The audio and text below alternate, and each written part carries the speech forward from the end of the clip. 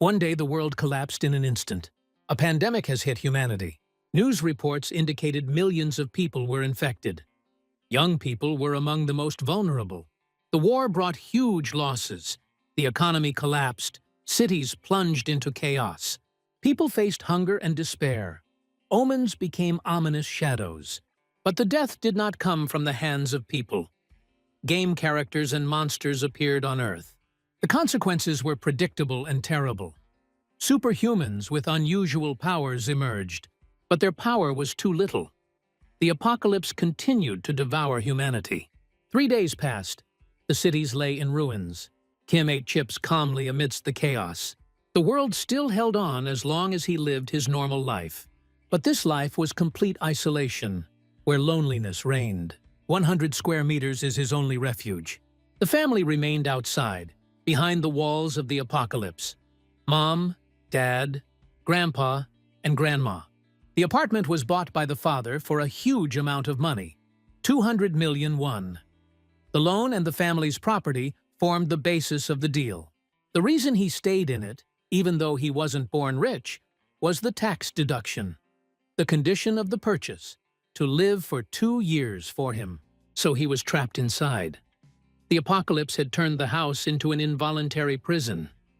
He stared at the phone, cursing. There is an error on the screen. Bad connection. Anger burst out and he clenched his teeth. Suddenly a flying monster appeared outside the window. A huge mouth hit the glass. Horror pierced him. He screamed in fear. A new message popped up in front of my eyes. Unauthorized subject is attempting to enter. Absolute recluse. The level of protection is passive. The declaration of the house is 1. No one can enter without the owner's permission. The guy breathed a sigh of relief as he stood in the room. He is only alive thanks to a strange system. He pulled the door handle. It didn't budge. Kim rushed to the door, trying to open it. Kim hit her with his foot out of anger. The 3rd day, after the end of the world, dragged on painfully. The system protected him, but made him a prisoner. It was evening, and he was sitting on the cold floor. The message read, "The absolute recluse will not come out and will not leave the house." He was shocked. This role became a death sentence. He could not do anything. Thoughts tormented him. The food was almost gone. Yesterday the electricity went out. The refrigerator didn't work. The supplies were running out. Only doshirak was left. He survived on supplies from the refrigerator, but they did not last long. Suddenly a message appeared. You killed Calican. Level 23 inches. You received a large amount of experience. Your skill level increased. He was taken aback and ran to the window. There was a dead monster lying on the ground. The goblins were already tearing his body into pieces. He wondered if the blow with the house had counted as murder. New message. You have gained a new skill. Loot nearby meets requirements. The message said that the loot was being calculated. He looked at the pop-up lines in confusion. The goblins were having fun tearing the monster's body apart. The boy thought they had completely lost their minds. The message said, the loot count is complete. The absolute recluse's wallet received 2,203,241 won. He was dumbfounded and tried to understand what was happening. Suddenly the light in the room came on. The electricity returned and he froze in surprise. The message warned, absolute recluse. Level 3. No one will enter without permission from the owner. New line, maintaining dignity. Level 1, passive. Half of the house's functions will be restored. Absolute recluse's wallet. Max level. Balance 2,203,241 won. He happily noted the house's restored functions. The refrigerator was working and humming again. Water flowed from the tap. The stove turned on. Everything was like his past life again, before the end of the world. Tears of relief rolled down his face. But the phone gave a bad connection again. No connection. The world outside was still dead. The guy noticed a flash drive lying on the floor. The guy sat down at his work computer in silence. On the screen are photographs of his family and childhood. His mother with him, his father nearby, happy faces. His birthday, candles, smiles of his family. His heart sank. Memories burned him. The thought flashed. He must bring his family back, no matter what the cost. His tired eyes looked out the window. Suddenly, a new system message appeared. Absolute Recluse. Store Level 1. Now you can buy goods for balance. The word shop appeared on the screen. He froze in surprise and interest. The Absolute Recluse's shop opened for the first time. The system suggested making a list of goods. The balance was 2,203,239 won. The numbers were shining. There was a sense of change in the air. Items needed to be listed. Balance 2,233,239 won. The numbers flashed on the screen. A thought flashed. The store is connected to the wallet. He went out onto the balcony, testing the boundaries. The message haunted him. The Absolute Recluse could not leave the house. His guess was confirmed. There is no way out. The growth of skill, although it has grown, did not give freedom. He looked at the monsters swarming around him. Kim realized one thing: if you hunt, you can level up. This is the only way to get the skill to go out. He decided to try again and again.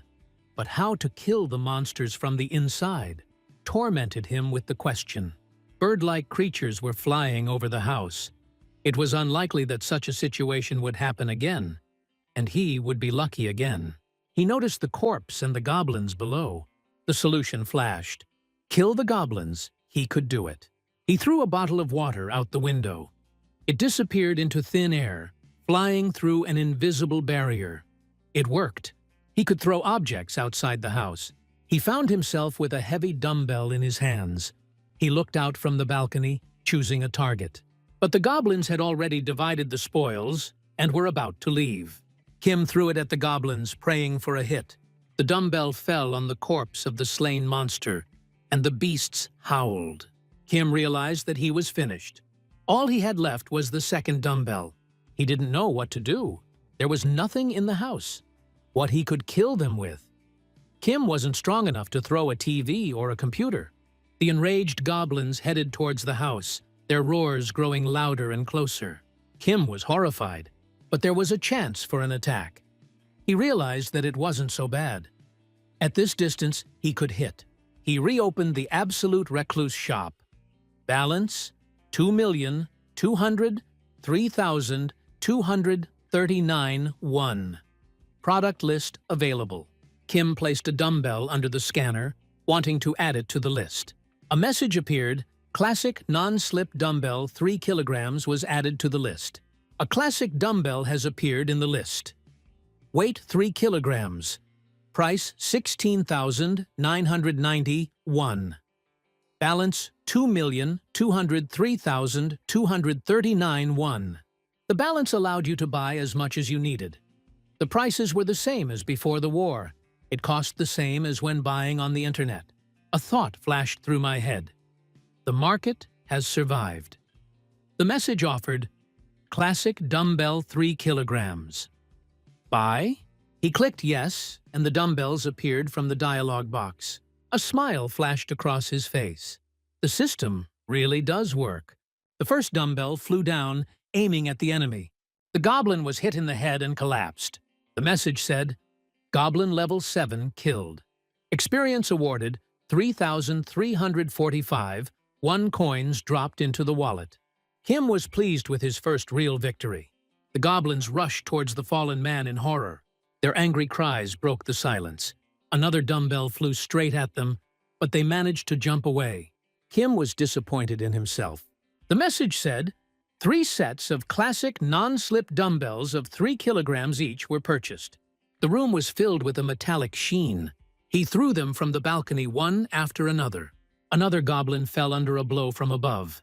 New experience, new coins, new skill. The goblin was level 6, and 2,512 won came into the wallet. The skill level increased. Kim was happy, thanking fate. Message: Absolute Recluse. Storage level 1. Alternate dimension for storing items available. This time he got the vault. Kim placed the dumbbell inside, testing the system. A message appeared. The dumbbell is stored. Does he want to summon the item? Kim gave his consent. The summoned item returned to his hand. Kim thought well. The ability to summon weapons to any location is available. A flash illuminated the house, opening a portal. Some time passed. He shouted a command, opening the vault. A stream of dumbbells came crashing down directly on the goblins from the interface above them. Death reports filled the screen. The wallet was replenished with tens of thousands of won. 54,661 were credited to the account. The system asked, "Add additional items to the list?" He confirmed. His heart was beating faster. The guy's gaze shone with delight and strength. In the Absolute Recluse's shop, he added 10 items after opening. The classic 3-kilogram dumbbells were the first.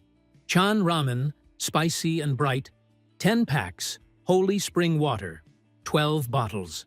A 5-kilogram bag of rice was added to the list. 10 special eggs were added to the purchases. Light milk, 2 packs, yangban seaweed, 24 packs. Canola oil, 900 milliliters, tomato ketchup, 500 grams. Balance decreased, 2,178,086 won. He added dumbbells for killing goblins, and food and essentials. Message: Absolute Recluse's wallet. Level max.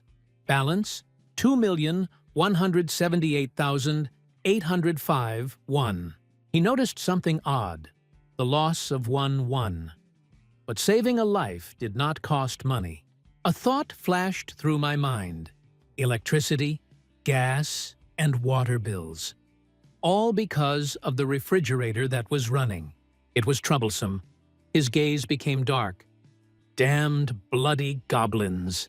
After hunting them with dumbbells, they fled, leaving the lair. Since then, he has only managed to kill a couple of the smaller creatures. He wondered if there were other creatures he could terrorize. The head of a dead monster lay below. There was not a single monster in sight.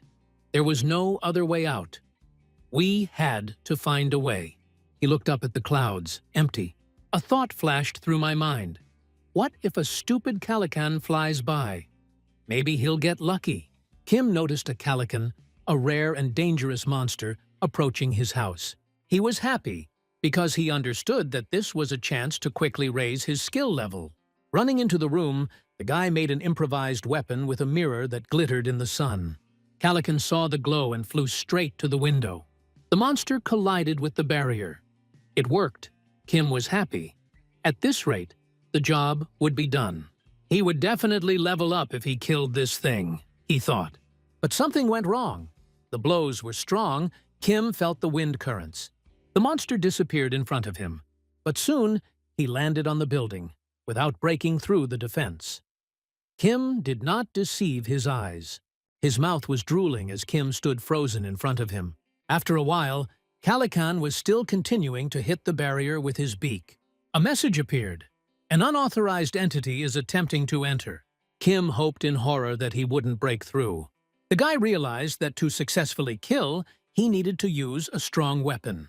He opened the Absolute Recluse shop. From what he saw when he was watching, the loot count only happens if there is a corpse nearby. His hunt was not successful. Some survivors took the corpses of their fallen brethren, and they were not counted as prey. In other words, if the distance exceeds a certain limit, the loot count does not occur. He could not allow that. He wondered if there was a way to kill with one blow. Kim bought 10 bottles of canola oil. They all teleported right in front of him. He ran to the kitchen. I heated the oil in a saucepan, wrapped a stick in paper, and dipped it into the hot oil, and added the item hot oil to the boiling point to the store list. He then lit the makeshift torch. Kim walked up to Calican and poured oil on the monster from a window that appeared above him. And he brought the torch. The monster caught fire and fell. Kim was happy. His plan worked. Calican was level 27. After that, a message appeared about receiving a huge amount of experience, increasing the level of skill and opening a new skill. The loot nearby met the requirements. The catch count was successful. The guy felt satisfied. His strategy worked. He was able to effectively use the store and his skills to defeat the dangerous monster. The guy was surprised by the amount of money that came into his wallet after the murder of Kalakan. 9,347,487 won. He noted, "Isn't it almost 10 million? That is, the amount is close to 10 million won." Following this, reports emerged that the requirements for expanding the home's territory had been met, and the expansion process had begun. He felt a surge, energy filling everything around him. The guy was puzzled by what was happening, surprised by the rapid growth of the house and the appearance of new neighbors. He thought that the people he saw were neighbors from a nearby house. Eventually, the house began to grow in size, expanding its territory automatically within the absolute recluse system. The guy suddenly found himself responsible for a new family that had appeared on his territory. Choi Hyun-jun, husband, over 30 years old. Park Hyun-won's wife, over 30 years old. And two children, Choi Na-young, 6 years old, and Choi So-young, 3 years old.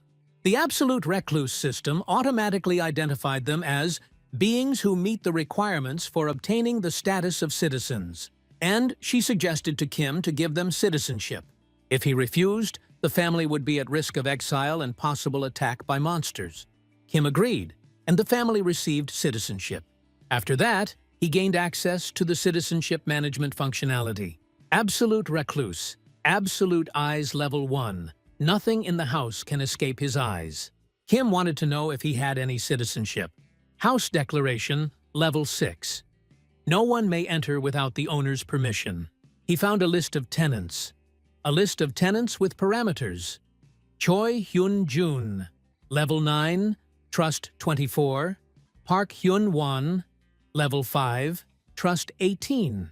Choi Na-yeon, level 3, trust 33. Choi Sayon, level 2, trust 42.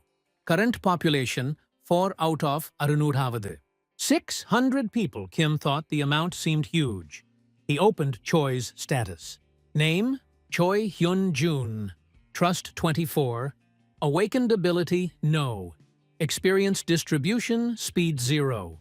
Money distribution, speed 0. Give quest or banish. The speed of distribution of experience and money, Kim thought that it was about sharing with him. He could even control how much. That's how it is. He must become stronger, Kim thought. The task dialog box had options to give a task, time limit, reward, and punishment for failure. The guy realized that through tasks, he could distribute experience and money among the residents, controlling their contribution to their own development. He tried creating a goblin hunt quest with a time limit and a reward, but refused to assign a penalty for failure. He realized that he could kill citizens at will and canceled the request. Absolute eyes allowed the guy to see everything around him and observe his family in real time. The husband realized the danger of going out to get water, especially for a family with children.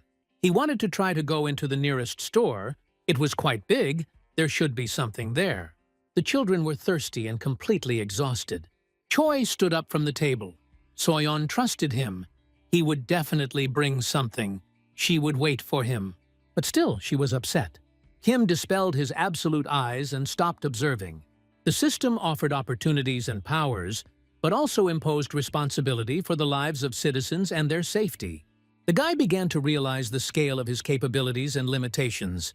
The storage in the store was insufficient, and potential citizens and resources demanded management.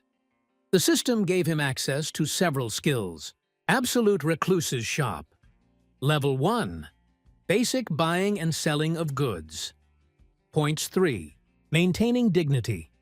Passive skill. Restores half of the house's functions when activated. Points 3. Level 1. Storage. An alternate dimension for storing items. Stores items outside of the main inventory. Points 3. After upgrading the shop skill, the level increased to 2. The number of items in the list increased to 20. A 10% discount was applied to prices. Kim decided that he should invest in the store and maintain his dignity, since he could meet more citizens. The store has been raised to level 3, the capacity has been increased to 40, and the item restoration function has been added.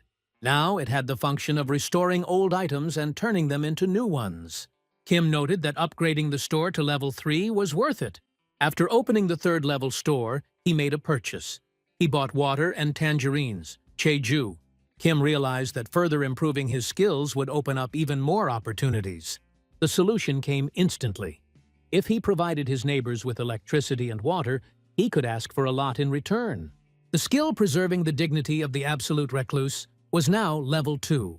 This opened up the possibility of registering vassals. Kim was surprised by the new feature, not knowing its meaning. Meanwhile, the neighboring family was in a state of anxiety.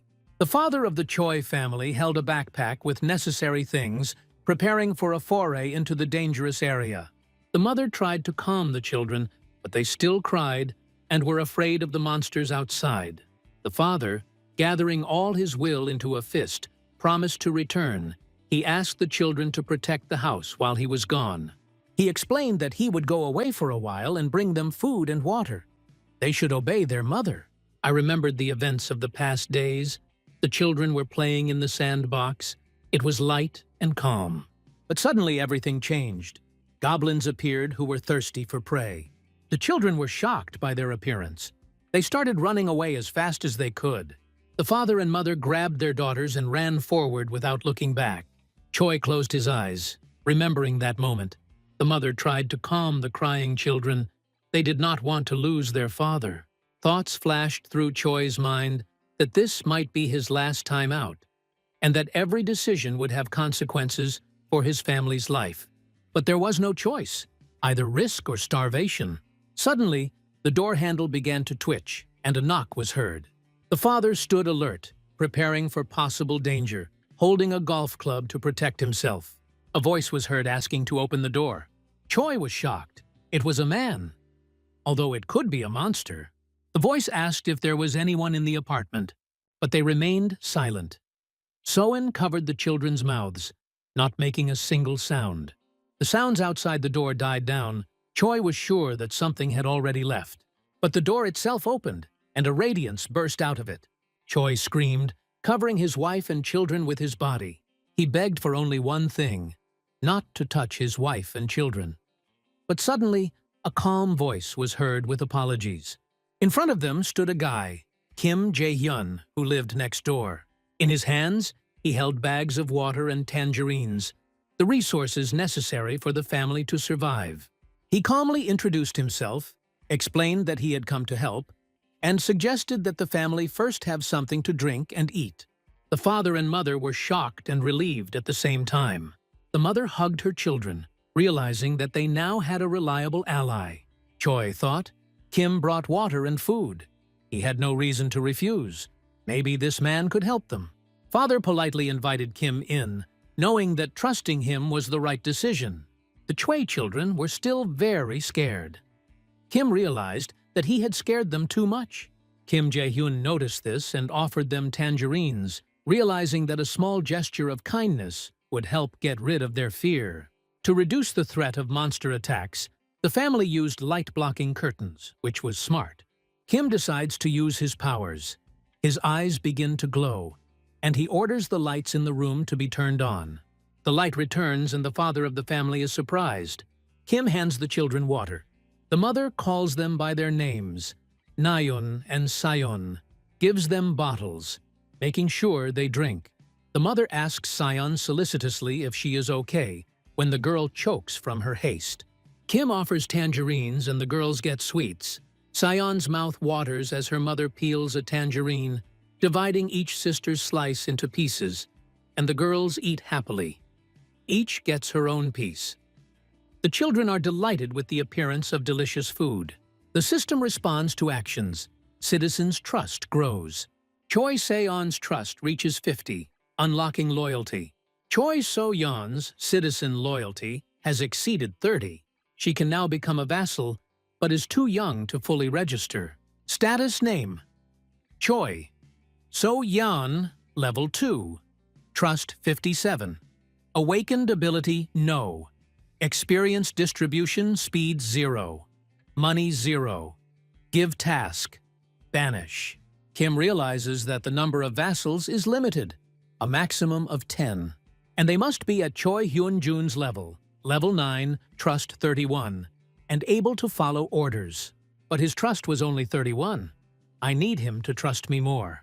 Choi thanked Kim. He didn't know how he could repay his kindness. Kim asks to speak alone, and they go out into the hallway to talk. Kim asks about citizenship. The father explains that the whole family received it just 30 minutes ago. They were frozen for some time until they received citizenship. Now, life has returned to normal. Kim offers to help her father return to the life he had before the events with the monsters. Choi is shocked, but Kim promises that he can make it so that the monsters don't invade his house. Choi knew it wasn't free. He would have to do something. Possible loss of life. Choi agrees, arguing that he had to take risks to get food and water anyway. Kim points out the golf club his father used for defense. He asks how much it costs. Choi paid about 400,000 or 500,000 won for it. It's very expensive. Kim rules out this weapon option, thinking about the future and the need to save money for resources at home. Choi is a little surprised and asks why Kim is interested. He waves it off and says, "It's nothing." Kim suggests returning to the topic of the appearance of monsters. Choi confirms that it happened over the weekend, beginning to recall the events. It was truly horrific. Kim assumes that those who stayed home that day survived. Kim concluded that one goblin did not pose a serious threat. Its level was lower than that of an adult man. The danger was that monsters always act in groups, just like people do in certain situations. He realized that he needed to raise his own army first. Choi Hyun-jun agreed to help him, and Kim decided that from now on, they would work together to search for survivors in order to strengthen the defense and expand the capabilities of their home. It was evening, and the skyscrapers were reaching up to the clouds. On the top floor of one building, a light was burning, attracting attention. Citizens' trust is gradually increasing. In Choi Hengjun, it rose to 40. In Pak Ham 1, it was 32. In Choi Na Yong, it was 51. And in Choi Sa Yong, it was 63. The population reached 4/600ths of a person, and Kim understood that he would gradually be able to meet with members of his family, continuing to take people under his wing. Suddenly, Kim heard noise from the street and went out onto the balcony. People were fighting under the high-rise, fending off goblins. Kim realized that it would be difficult for him to help them. One of the group threw baseballs at the advancing goblins, which hit their targets with lightning speed. Kim was surprised by the power of such an attack. Gaeun fired arrows, hitting the monsters, and Doc attacked them with a bat, causing the goblins to run away in fear. One of the fighters noticed Kim on the balcony, and he waved his hand, calling them over. Choi approached the door with the box, but was unable to enter. The house's barrier blocked unqualified citizens. Kim realized that only registered vassals could enter. Choi said he had put everything that could be used as a weapon into the box. Kim took it, opening the contents. There were tools and knives. He laid them out to empty the box. After opening the store, he bought 5 bottles of water and 5 packets of ramen, which he carefully placed in a box. Kim gave Choi the task of taking the food to the first floor and placing it at the entrance. Choi was worried that it wouldn't be too dangerous. Kim explained that goblins are only active during the day, so he shouldn't worry. Kim also had to win people from the outside over to his side. They have no choice but to come to him when they realize he has food. Kim had a plan. For Choi, it should be easy. Kim thanked him. Kim thought about what he could do for such devoted people. He opened the task window and filled in the lines. The task was limited to 24 hours. The reward was small, but the experience for completing it allowed you to level up. Choi was surprised, comparing it to the game, and Kim confirmed that he was right. Now he is at level 9. When he levels up, he will get good rewards. Kim was counting on him. Choi agreed and went to carry out the assignment. Choi found himself near the emergency exit and began to descend the stairs. First he reached the 19th floor and then continued his descent to the 1st. He was holding a box of food outside and thought he just needed to leave it. Suddenly, he noticed the silhouettes of people nearby and became frightened, mistaking them for goblins. In a panic, he tried to run away, but tripped and fell. and the box fell to the ground.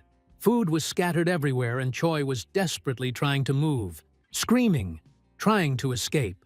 The people who came closer were surprised and asked with concern if he was okay. Kim noticed a message about an unauthorized entity trying to log in and was surprised that it was possible. He activated his absolute vision, which allowed him to see the people around Choi who was standing outside the house. The girl noticed a bag of ramen falling out of the house.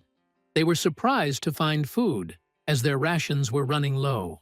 Kim realized that these were the people who had recently been on the street. The message has appeared again. Beings suitable for citizenship are approaching. As the territory grew, he could forcibly grant citizenship to those who were within it. He thought about giving them a choice. The outsiders could be offered citizenship, but they could refuse his offer. He wondered what he should do.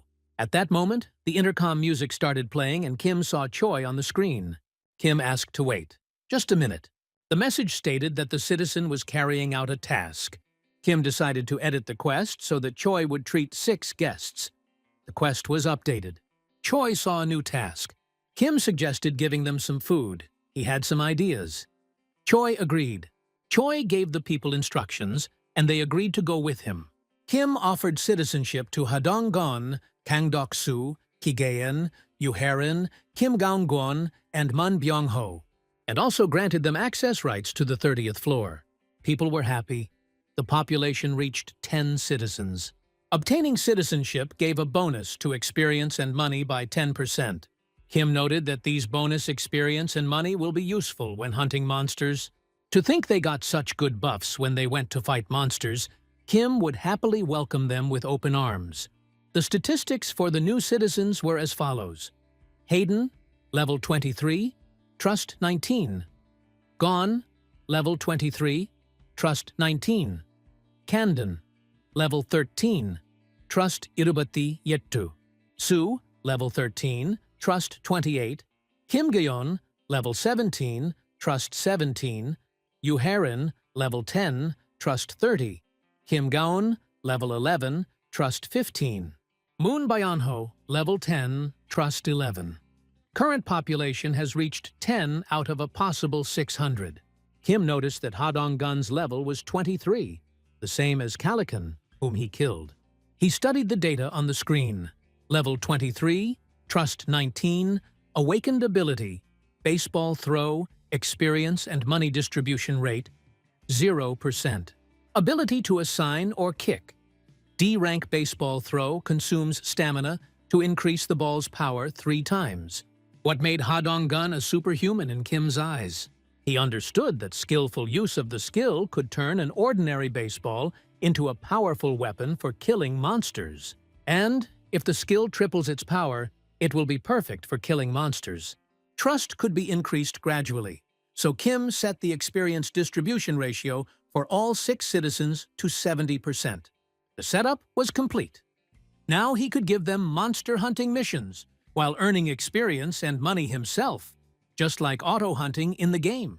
He knew that over time he would need to get to know his citizens better, because they could be the key to reuniting with his family. Suddenly, there were reports of increased trust among several citizens. Ha Dong-gun, Kim Ga-yeon, Yu Hyo-rin. This surprised Kim. He didn't expect that trust would increase immediately after the setup. Choi was walking to his home with the group. He asked the people to come inside, and they thanked him. Choi's wife asked worriedly what was going on. He promised to explain later and asked her to help him prepare the food.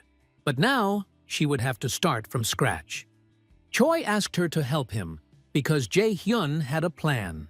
The woman agreed and asked the people to wait a little, to which they nodded in gratitude. Gong-won became interested in who Jae-hyun was, to which Choi admitted that he only knew him as a neighbor. People were surprised, but Choi noted that Jae-hyun is an impressive person. It's all thanks to his help. The boys began to suspect that he was a superhuman with amazing abilities. After all, it can provide electricity, food, and water. This seemed like a miracle in the modern world. It took some time to prepare the food, and Choi suggested that the girls take a shower. They were surprised to learn that there was hot water. Gong-won realized that since there was electricity, He could use most of the amenities. The girls were shocked by Jae-hyun's abilities. The bathroom was in the living room and bedroom, which meant they could shower together. Choi decided to show them. The girls thanked him by bowing. The boys discussed how Jae-hyun was probably much stronger than them and decided how to impress him. One of the guys urged them not to despair. All they had to do was give them a good thrashing. But Dongwon called him crazy. He didn't know what he was saying. He was confused. Dongwon begged him not to do anything and just keep quiet. In the end, they decided to simply not interfere and focus on getting food, agreeing to carefully examine the premises and not make mistakes. The boys agreed. Ben Huang was thoughtful. The boys called out to him, and he apologized for missing everything. Dongwon apologized to him, but Ben assured him that he had done nothing wrong. The guy regretted inviting them to the housewarming party, but Ben said it was okay, and he was going exactly where he wanted to go. The guys suggested that they have a bite to eat and then go to Ben's grandmother, to which he agreed and thanked them. The boy was upset, thinking about what had happened and about the monsters. He realized, too late. The probability that his grandmother was alive was 0, but the guys assured her that the chances of saving her were high if they acted together. The guys tried to calm him down, and Ben agreed that they needed to wait just a little while longer. Suddenly, the door behind opened, and everyone was surprised. They didn't understand what was happening. Kim showed up and said he would help them all. At that moment, Ben and the others felt hope. Perhaps this man could pull them out of the pit of despair. Everyone sat down at the table, and Kim watched what was happening. Choi So-yeon's wife was a little embarrassed that the room was so cramped, but the guests reassured her, explaining that they had come without warning, so there was no inconvenience. Choi brought a tray of food. So-yeon didn't know if they would like her cooking. The table was covered with various delicacies, and people began to eat with pleasure, admiring what had been prepared. The atmosphere quickly filled with delight. The girls were delighted with the treat. So-yeon explained that she prepared everything thanks to the ingredients provided by Jo-hyun. Otherwise, she would have offered only rice and tangerines. Kim noticed that Park Hyom-won's trust had reached 50, which made him think that she had reached this level faster than her husband. Everyone thanked them for the treats. Choi and So-yeon stood nearby watching. The egg roll was so delicious. It's the kind you only get in Japanese restaurants.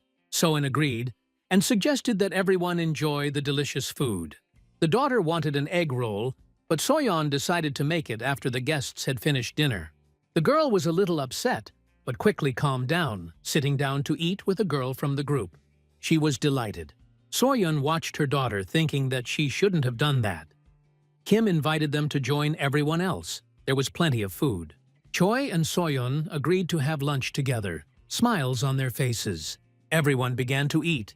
Kim thought that he hadn't eaten like this for a long time. Kim watched their joy with a smile, remembering the past when his parents would leave a note with a heart on his food. Kim hoped they were safe.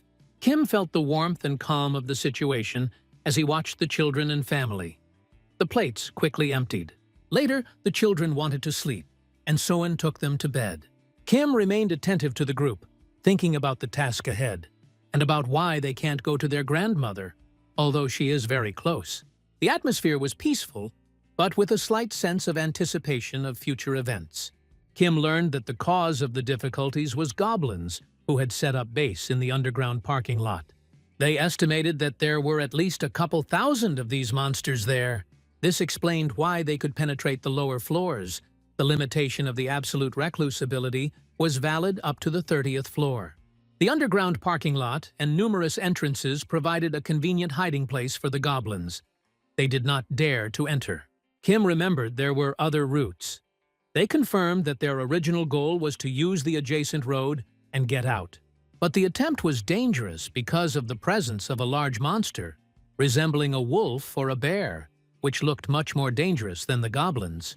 They were only able to escape because the monster was fighting a group of goblins. Kim wondered whether it was a bear or a wolf. Dongwon said they didn't know because it was so dark there. Kim noted that they couldn't avoid them forever after all. The boys agreed, however, that they had their limits. Kim was surprised at the limits that held them back. The team explained that they use bows and throw baseballs, but sooner or later, it will simply end. Kim noted that he could solve this problem and asked to look at their arrows and baseball. They gave him everything they had. Kim assessed the situation and suggested using the available arrows and baseballs. He added the compound bow to the list of items, paying 1,530,000 won. Kim asked if everyone could use a bow. Everyone was stunned by such a question. Kim bought 5 sets of bows and arrows. Explaining that even untrained citizens could use them for training, they became the main hunting tool from that moment on. Citizen governance showed increased trust in Hadonggon 19, Kim Gyeong 17, Yoo Hya-rin 30. Ben was amazed. It was incredible. If they worked together, they could save Grandma. Moon Byung-ho's trust has increased significantly. The weapon greatly increased the efficiency of hunting. People were happy to be able to get arrows safely and increase the speed of hunting. Kim decided that before actively attacking the goblins, their numbers needed to be reduced. The hunt was scheduled to begin tomorrow, which caused surprise, but the agreement of all parties strengthened the group's resolve. The sooner they start, the better. Kim understood that working together with the citizens would allow them not only to successfully deal with the goblins, but also to get closer to saving Ben-ho's grandmother. The people were inspired by the upcoming mission and ready to act with full dedication. Kim explained that they would use a bait strategy to hunt goblins. He smiled, realizing that this approach would maximize the group's power and minimize the risk to civilians. The boys took this with interest, preparing for the upcoming operation. Everyone was amazed, carefully watching Kim's actions. They doubted how real everything that was happening was, but they understood that the main thing was that what was planned worked. There were reports of a citizen completing tasks. Choi Jun's expenses for completing the task amounted to 30,000 won. Kim was surprised. He had to spend money on this. It turns out that only thanks to the availability of money, he will be able to raise the level. But since there is no urgent need for this now, there is no need to do it for now. Choi's trust has increased, reached 50. Loyalty is unlocked. Choi's loyalty has exceeded 30. Fulfilling all the conditions allowed him to become a vassal. Status named Choi, Trust 51, Loyalty 62, Awakened Ability None, EXP Distribution Speed 0, Money Distribution Speed 0. Kim started registration. Choi lit up. He realized something flashed. Kim noted that the first vassal has now been registered. The vassal summoning function has appeared. Summon a vassal to the territory of the house. After using it, a second summoning is possible after 2 hours. Status name, Choi Hyun Jun, Level 20.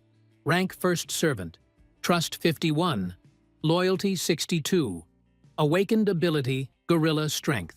Gorilla Power Passive. The user gains power equal to that of a gorilla. The First Servant. The effect of doubling experience and money when killing monsters. The skill Absolute Eyes can be used within a radius of 5 meters from the house. He thought about the possibility of spending a large sum of 1 million won to further increase the citizen level. This function surprised him. After all, this is a whole million. The girls noticed his condition and asked what was wrong with him. Kim noted that everything was fine and asked how they were feeling. Choi felt a surge of power from his new abilities and wondered what Kim had done to him. Kim confirmed. Choi felt like he had become 10 years younger. Kim noted that he is now ready to take part in the upcoming operation. Kim explained that now the citizen receives a 10% bonus to experience, which will allow him to upgrade his skills more effectively. And because of the double effect of the citizen, he will be able to gain even more experience. Kim gave Choi a bow, motivating him to kill as many monsters as possible. Hearing this, he was inspired. Kim smiled and expressed confidence in the success of their joint work. The group with Choi began checking the first floor. Donggon reminded us of the importance of the inspection. The windows were broken. The condition of the apartments left many questions, but it was still necessary to make sure that no one was left alive. Ji-hyun tasked them with rescuing all the survivors and taking them to the 30th floor. while simultaneously attracting and destroying the goblins inside the building. They needed to find at least one survivor. The team confirmed their readiness. Starting with rooms 101 and 102, Gongwan warned everyone to be on guard, as they didn't know where they might run into a goblin. They were faced with a terrible picture. Dead people were lying everywhere. The floor was covered in blood. The atmosphere of horror literally paralyzed them. Dongwan suggested leaving immediately, realizing that there was no chance of survival on the first floor. On the second floor, the picture was repeated. There were bodies and signs of violence everywhere. Shock and horror gripped everyone, but they continued moving upward. The third floor was relatively quiet. They started knocking on the doors, shouting, but no one answered. Disappointed, they continued up to the fourth floor, preparing to continue searching for survivors. The group continued knocking on doors, calling themselves a rescue squad. Suddenly, one door opened and a man appeared in front of them, who cautiously asked if they really were rescuers. Dongwan confirmed this and offered water, after which the man was convinced of their intentions. Dongwan said that he lived there himself, but they really came to save him. He knew a safer place and offered to go with them. The man opened the doors completely, and there were several more people behind him. The man later introduced himself as Hong Jong-soo. Although it was difficult for him to shake off his suspicions, he was pleased to meet him. The guy from the group introduced himself as Ha Dong-gun, and the girls, Gayon and Heron. Gon asked them to take people to the 30th floor and come back. The man was surprised that they were going to 30 and not 1. His son was delighted. Now they can live. He noted that he told his father that they would send a helicopter for them. Gayon said that it was not so, but if they went up, they could rest and eat. The woman added that there was hot water and a shower, which amazed the children, who immediately ran upstairs. The man hesitated, recognizing some of the boys, but agreed to go. At this moment, a message appeared. The number of citizens reached 40. The experience and money they earned increased by 90%. Everyone was inspired and continued to climb to the 30th floor. Kim watched the screen. The number of citizens increased to 40. He decided to put the children and the elderly in Choi Jun's apartment. The children joked among themselves, and one of the girls apologized to the boy for it. And the youth will have to stay in the corridor. Gon approached Kim, noting that 29 floors had been checked, and 40 people had been found. This was not enough, but apparently not all the residents were in the building initially. Kim considered the job complete. Choi Hyung-jun's apartment was almost completely filled, but that should be enough. Using his ability, Absolute Eyes, Kim watched as people carried stools, building barricades, unwinding cables on the steps, carrying huge barrels. After this, he announced the beginning of the second stage, the Goblin Hunt. In the corridor, Gon asked everyone to concentrate for the briefing. The plan was to lure out all the goblins that were hiding underground. They started with the -1st floor. Splitting into 2 teams, they decided to provoke the creatures and clean them up. Then do the same on -2. One of the boys was worried that there might be more goblins than expected. If they just get stuck at -1, and they also have to drag goblin corpses, it won't be easy. But Hyan assured that she could handle the new number of arrows even on her own. Suddenly, there was a growl. The goblins were approaching. The hyenas started shooting. The men with bats attacked, the goblins fell, and their bodies disappeared. Sonba was asked why they took a bow with them then. He said that they needed it, and he himself only uses a bat. But he didn't even notice it. The team was amazed by Jaehyun's abilities. All the goblin corpses disappeared. Dongwan decided to go down to the -1st floor. Ben noted that Kim actually had a plan. There was a message about the increased trust of citizens Hadong-gong, Kim Gayon, and Yu Hae-rin. Kim watched the proceedings, opening a bottle of water and watching the pop-up dialogue boxes. Excellent timing. Although Kim hadn't planned it, he ended up watching them. The trust message appeared instantly.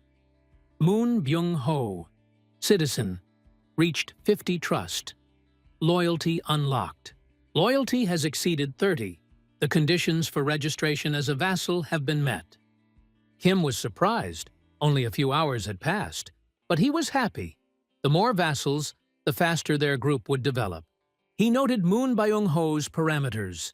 Level 10, Trust 55, Loyalty 88, Experience distribution speed 70%, Money 0, 88 points. That's not bad. That'll give him time to register.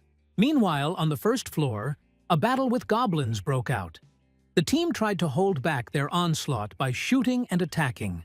Ben suddenly glowed with light, blinding the nearby goblins.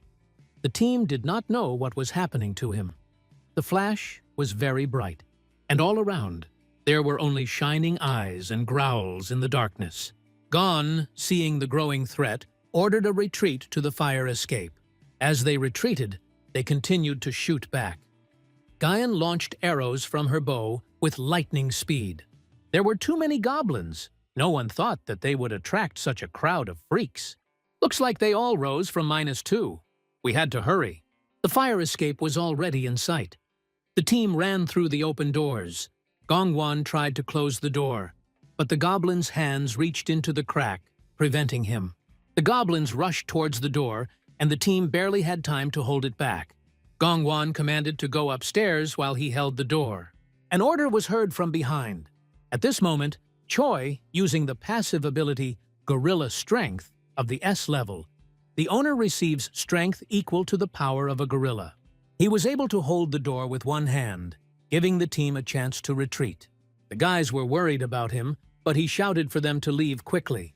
The goblins rushed forward in a crowd, but Choi did not give in. He told himself that he would cope no matter what. Only he could do it. Gongwan shouted that they were safe. He called Choi to them. Choi agreed and prepared to run. He let go of the door and ran forward. But he tripped. The goblins were getting closer. Choi screamed from the floor for them to retreat without him.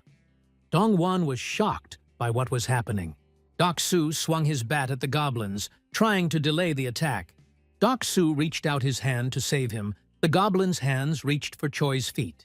They had already grabbed him by the leg, but in an instant, he simply disappeared. Choi disappeared. The team was shocked.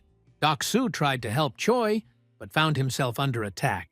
One of the goblins jumped at him, but was hit by a ball that went right through him. Dongwon urged Doksu to run towards them as fast as he could, while they fired arrows at the goblins. Kang Doksu, under their protection, rushed up the steps. The guys started shooting intensively at the goblins, trying to cover their retreat. The team knew they had to get to the top quickly, or they would be overwhelmed. The moon illuminated the high-rise building, and night enveloped the city. The bear-wolf monster tore the goblins to pieces, its thoughts full of rage. "Kill! More! More and more!" He looked back, noticing the light on the 30th floor, and growled, "Kill!" at any cost. At that moment, Choi teleported into the corridor.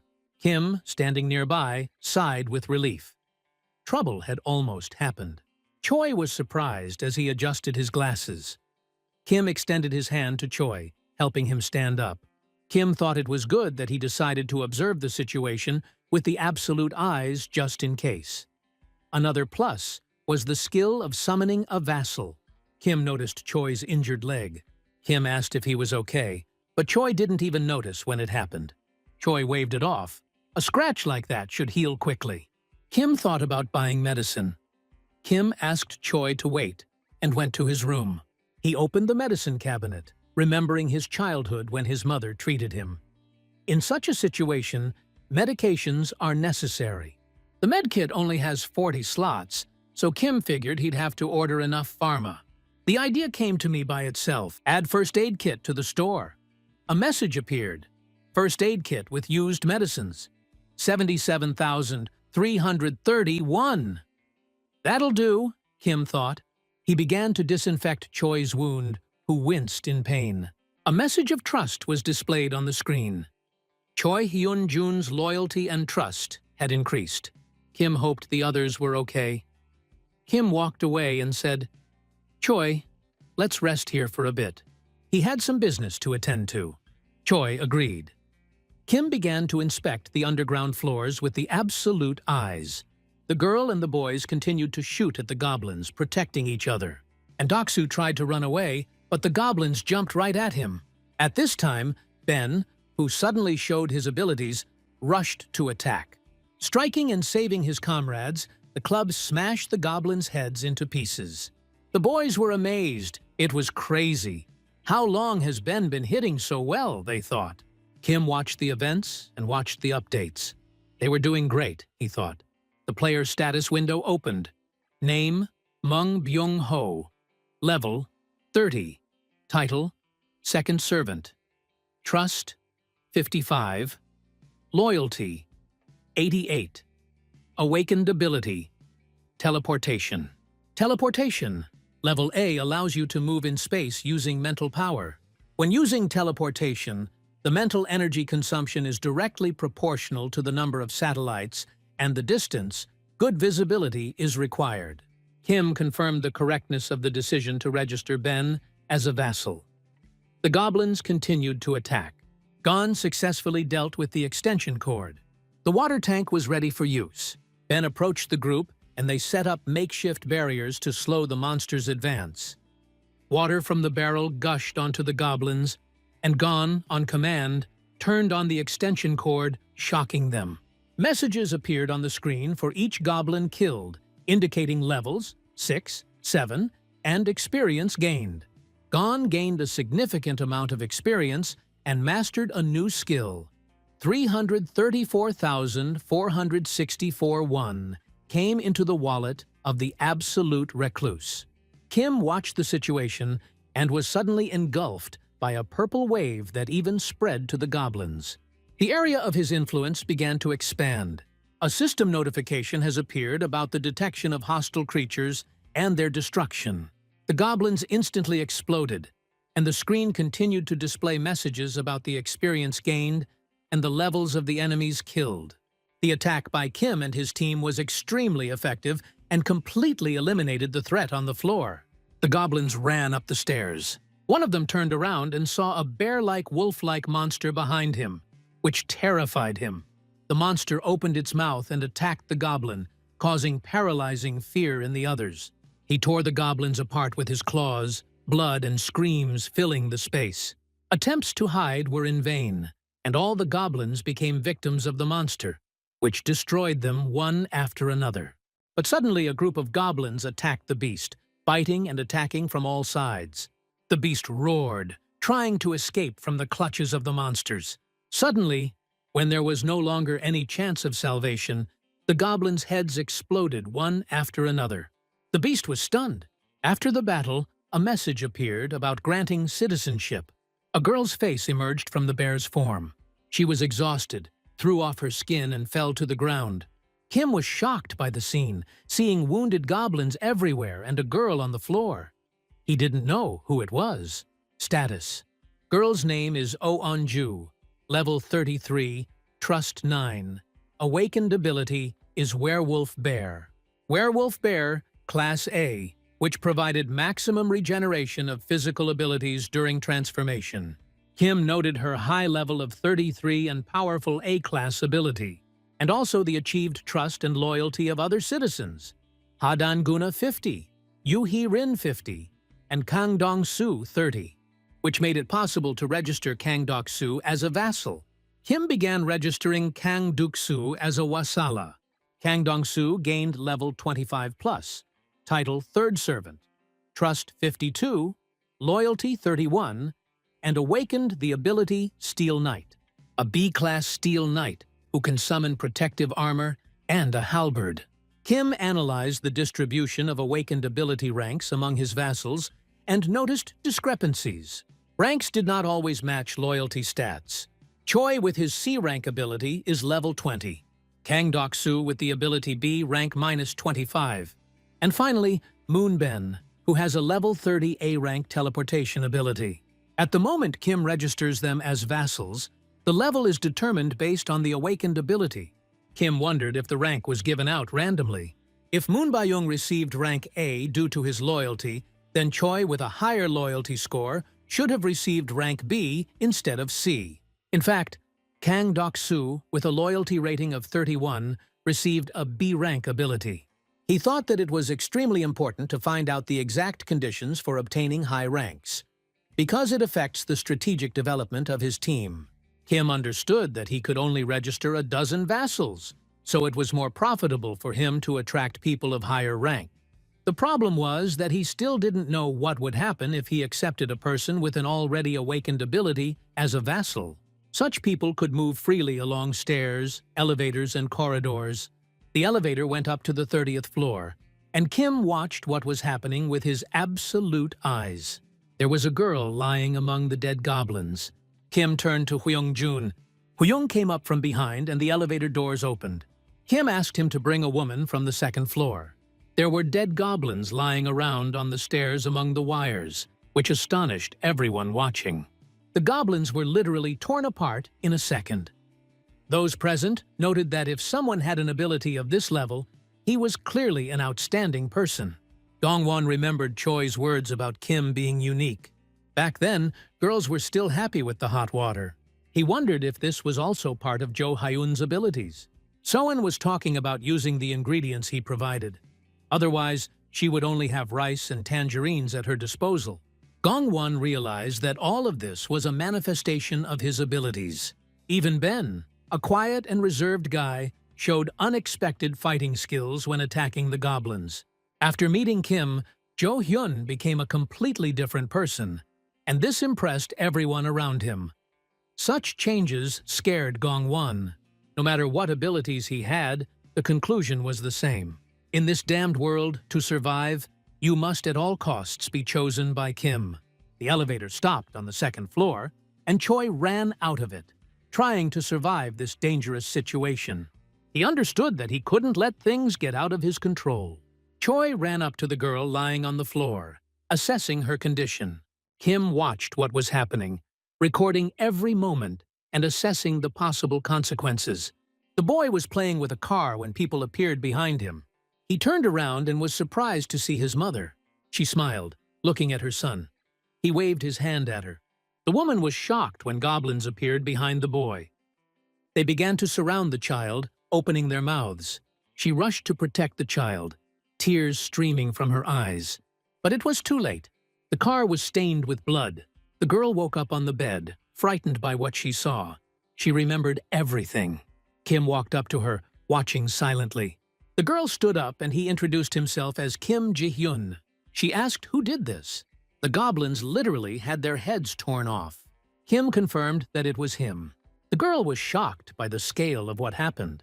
She was surprised that his ability was so strong that in an instant, so many goblins had their heads torn off. She began to hope that perhaps someone like him could help. She begged Kim to save her son, willing to do anything for it. He asked for at least a day, one day with his child. There was a message about Onaju's trust. It increased greatly. She cried, wiping away her tears. She missed her son very much. Kim realized she had lost her child to the goblins. Was there really no way out, he wondered. A dialogue box appeared. Give a task, catch 1,000 goblins. The deadline is unlimited. There is no penalty for failure. The reward is the resurrection of the son. Kim wondered if he was capable of such a thing. But a message appeared about the impossibility of giving the task. Kim thought it was impossible. He didn't have the strength to revive the man. But suddenly, there were messages about a reward for completing the resurrection task. Not enough money to complete it. Please top up your balance and try again. Kim was taken aback. This means he can resurrect a person from the dead. And all he needs is money. Kim thought about the impossibility of immediately performing the resurrection. The system required money, and for now, the amount was unattainable. Despite this, he understood that there was a chance to save the child. Kim promised to help. Maybe there was a way to revive her son. Hope was enough for her. However, he noted that this would not be possible right now, but there is definitely a way. The girl agreed to any of Kim's conditions, hoping for a result. Kim noted the strategic value of adding level 33 Anju to a squad that already included Kang Deok-soo and Moon Byung-ho with awakened abilities. The decision to make all 7 vassals seemed logical. She stood up to meet the others. Hadonggan and Anju exchanged greetings. Unexpectedly, he found out that Dawn was fighting goblins by throwing baseballs at them. And Gayan is an archer girl. They were surprised how she knew them. She asked if they didn't remember her, their old friend. They were dumbfounded, had no ideas. Anju showed her ability by transforming into a bear-like creature. What surprised the others? She clarified that she was a bear. She reminded them that she had helped them several times already, and that it had been important for teamwork. Dawn was glad. Their meeting was definitely not accidental. The enemy of the goblins was her friend. Kim was glad that they already knew each other. He announced that tomorrow there will be an operation to rescue Moon Byung-ho's grandmother. The goblins' numbers have dwindled, and they can take advantage of this to save her. Chae Hyun-jun will not be able to participate due to injury, so Ona-ju will be participating in his place. He was happy to work together. Everyone agreed and prepared for the upcoming mission, ready to act together. Kim asked Ben and Kang Dok-soo to go out into the corridor with him for a while. The moon illuminated the night sky. Byung-ho and Dok-soo stood nearby, waiting for Kim to speak. He addressed them, causing mild surprise and silence. Ben and Dok didn't understand what exactly was happening and tried to relate it to the Force. Kim confirmed that it was the two of them who woke up. Moon Byung-ho gained the ability to teleport, and Kang Duk-soo gained the ability Steel Knight, which surprised the boys. Kim decided to test the capabilities of his subordinates in advance. A dialogue box appeared with a group task. Demonstrate awakened abilities in 1 hour, with a reward in the form of increased strength and a penalty for failure in the form of spending the night in the corridor. Dok apologized to Kim, reminding him that he had awakened the same way as Dong-gun, which Kim confirmed. And he explained that the Steel Knight ability allows one to summon steel armor and alaberda, which surprised Dok. At this time, Moon Byung-ho successfully teleported. By increasing the citizens' trust and loyalty to Kim, Kim noted that Ben cannot go to his grandmother yet because there is no guarantee that he will cope with his abilities. Maybe he's just lucky now. But since the maximum distance of his teleportation and possible penalties for using the ability are still unknown, we need to wait.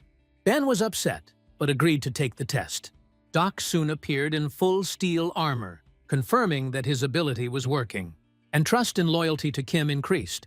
Kim pointed to a nearby building and suggested that Ben use teleportation to get there.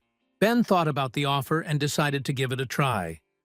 MANHUA was given the task of using teleportation to get to the top floor of house number 113 in 3 minutes. Reward: improved teleportation skills, punishment for failure, sleeping in the open air. He concentrated, disappeared into the corridor and appeared inside the building, having successfully completed the task. He waved his hand happily towards Kim and Jun. The message Ben successfully completed the task appeared. But then, he suddenly fell and lost consciousness. Obviously, the movement required great endurance. Kim and Dok became worried. Kim used the skill to summon Moon Byung's vassal. Byung appeared on the floor in front of them. Sometime later, Ben was lying in bed. Kim reassured Dok that Ben would be fine after some rest. A notification has appeared about Moon Byung-ho's good health. It seems that this is because he has not yet gotten used to his abilities. Dok let out a calm breath. Kim asked if Dok by any chance played sports. Jun's next challenge was a workout in armor. 100 push-ups and 100 squats in 10 minutes. The reward is increased strength. The punishment is sleeping in the open air. Dok began to do the exercises, sweat pouring off him. Jun completed the task with great endurance, after which Kim confirmed the successful completion. Kim noted that since he is a student of the physical education department, he must have incredible endurance. There were messages about the assessment. Kim didn't know what it meant. Dok asked if he could finish. Kim noted his excellent work. Now he could rest. A message appeared about the task being completed. There have been reports of increased strength, and Jun's hands began to glow with a black light, which showed that his abilities had actually increased. Kim realized that the situation had changed. He had become much stronger. The next day, in the alleys of Busan, Dawn ran ahead, leading the team, while angry goblins pursued them from behind. The team ran as fast as they could, trying to keep up, while Doc, transformed into a knight, dealt powerful blows, throwing the goblins aside. The goblins growled and tried to attack, but Doc acted decisively, repelling the attacks.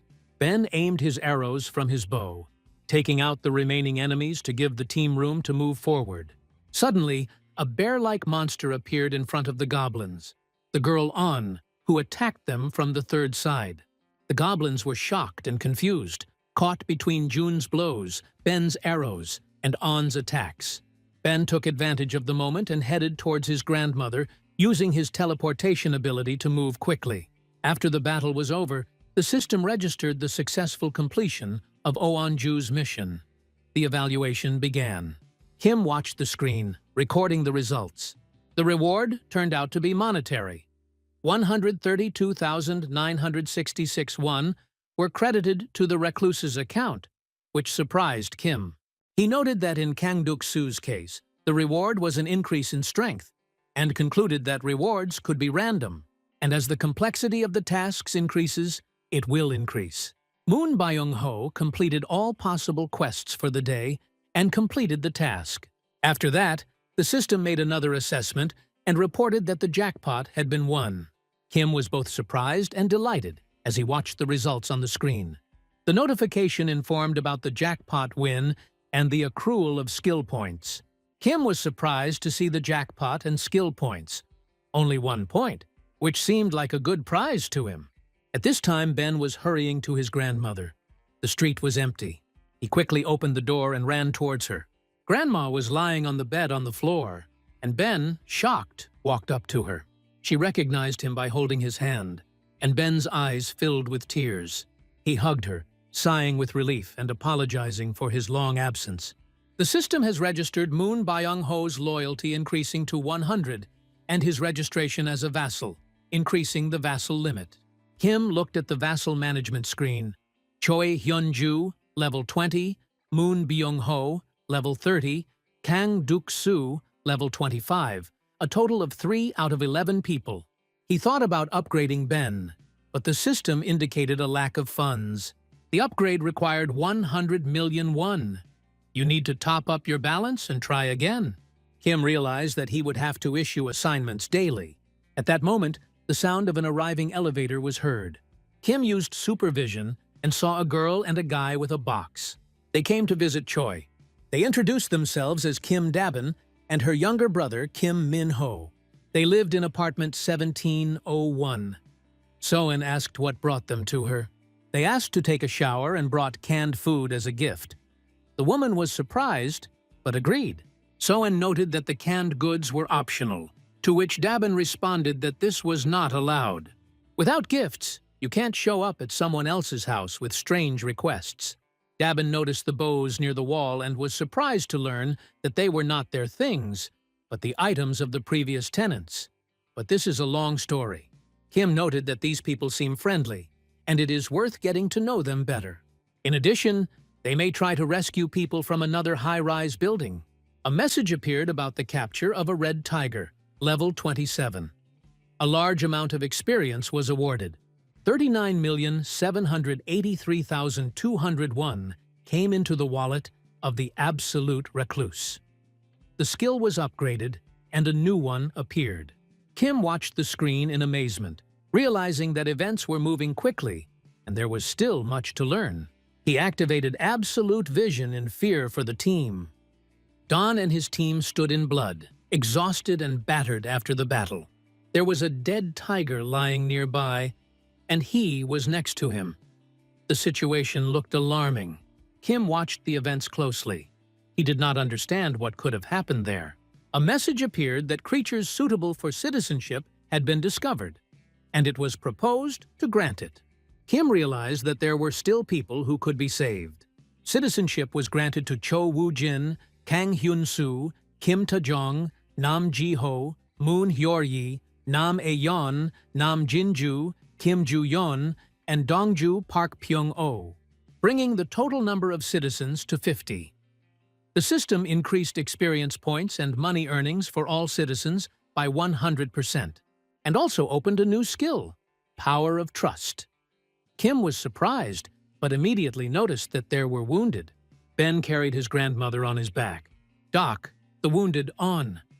The team faced the approaching goblins, but their bodies were lighter, their breathing more even, and their blows more effective. The power of trust turned out to be a passive ability that increased all abilities by a percentage based on trust. Almost all members of Ha Donggun's squad had a trust level of over 50, which enhanced their endurance, vigilance, strength, reaction, and other skills. Kim realized that the team's abilities had increased significantly, and Ben noted that this was a result of Kim's power. Kim Gae-young and Yu Hee-rin's loyalty exceeded 30, allowing them to be registered as vassals. Kim registered both. Both of them glowed with a radiance, and the system assigned them titles and abilities. Kim Gagnon, level 20, Fourth Servant, Trust 58, Loyalty 32, Awakened Ability, Piercing Shot.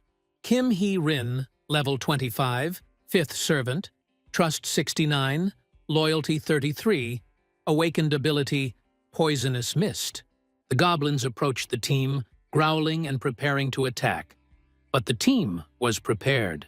Arrows flew towards the enemies, and several goblins fell to the ground wounded. Gaean was surprised by the effect of the arrows she saw, and a message about the skill Piercing Shot appeared on the screen. It was reported that the sea-level ability requires mental resources to fire a piercing arrow. Kim, observing this, decided to issue a quest. The quest content stated, "Kill 10 goblins using the skill Piercing Shot in 10 minutes." The reward for completing the task was an increase in skill level, and the punishment for failure was a feeling of fatigue.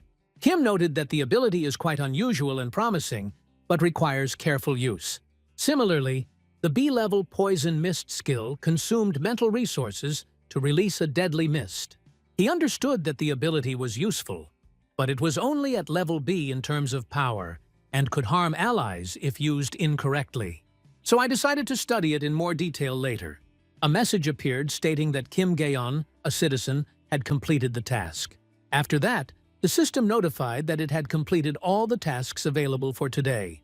A window for evaluating the completed work appeared, and Kim watched the process. This time the result was a failure, Kim thought, assessing the situation. After this, Kim decided to get to know the residents on the lower floors of the building. He used his supervision ability to look into the room of the man living there. The man turned out to be well prepared. He had drinking water and food, which allowed him to get by without assistance. Kim noted that the villagers had stocked up on provisions in advance, which explained why they did not join Han Tong-kon's detachment. He looked carefully into the next room and saw a woman lying on the floor. Kim rushed to help. Her name was Kim Dan-jong, level 26. Her trust was 18, and her awakened ability was healing. She could distribute experience and money at 0 speed, but there was an opportunity to give her a task and direct her to complete a mission. Kim realized that this ability allowed him to use mental resources to heal wounds, and that he was dealing with a true B-level healer. Kim stood in front of door 2902. He noticed that the door was latched. He thought for a moment, and I remembered about a new skill. Invisible Hand of the Absolute Recluse, level 1, which allowed me to summon an invisible hand and control it. Using this skill, Kim opened the door, and the latch was destroyed. The pruning shears that appeared in the air cut through the remaining barriers, and the door finally opened. There was a girl lying on the floor of the room. Kim approached her, noticing signs of severe dehydration. He looked around the room carefully, hoping to find something that would help. There was a bottle of water nearby which surprised him, and Kim knew he had to act immediately. He gave the task through the system. The content of the task is to take 1 breath. The reward is a cure for dehydration. The cost of the mission was 10 million won. The girl began to come to her senses, gradually returning to consciousness. Kim introduced himself as the neighbor upstairs, Kim Jae-hyun. The girl was surprised and asked how he got into the room. Kim explained that he noticed her critical condition and was forced to break the lock to help. Tears appeared in her eyes. She grabbed her head and began to cry. Kim explained that his friend was badly hurt and needed treatment, and asked the girl to help. She was stunned and doubted her own abilities. Did she really have the ability to help anyone? Why did Kim know she was a nurse? However, judging his calm tone and intentions, she realized there was no threat. Kim gave her further instructions, first to rest, and then to use the healing power to cure Ju.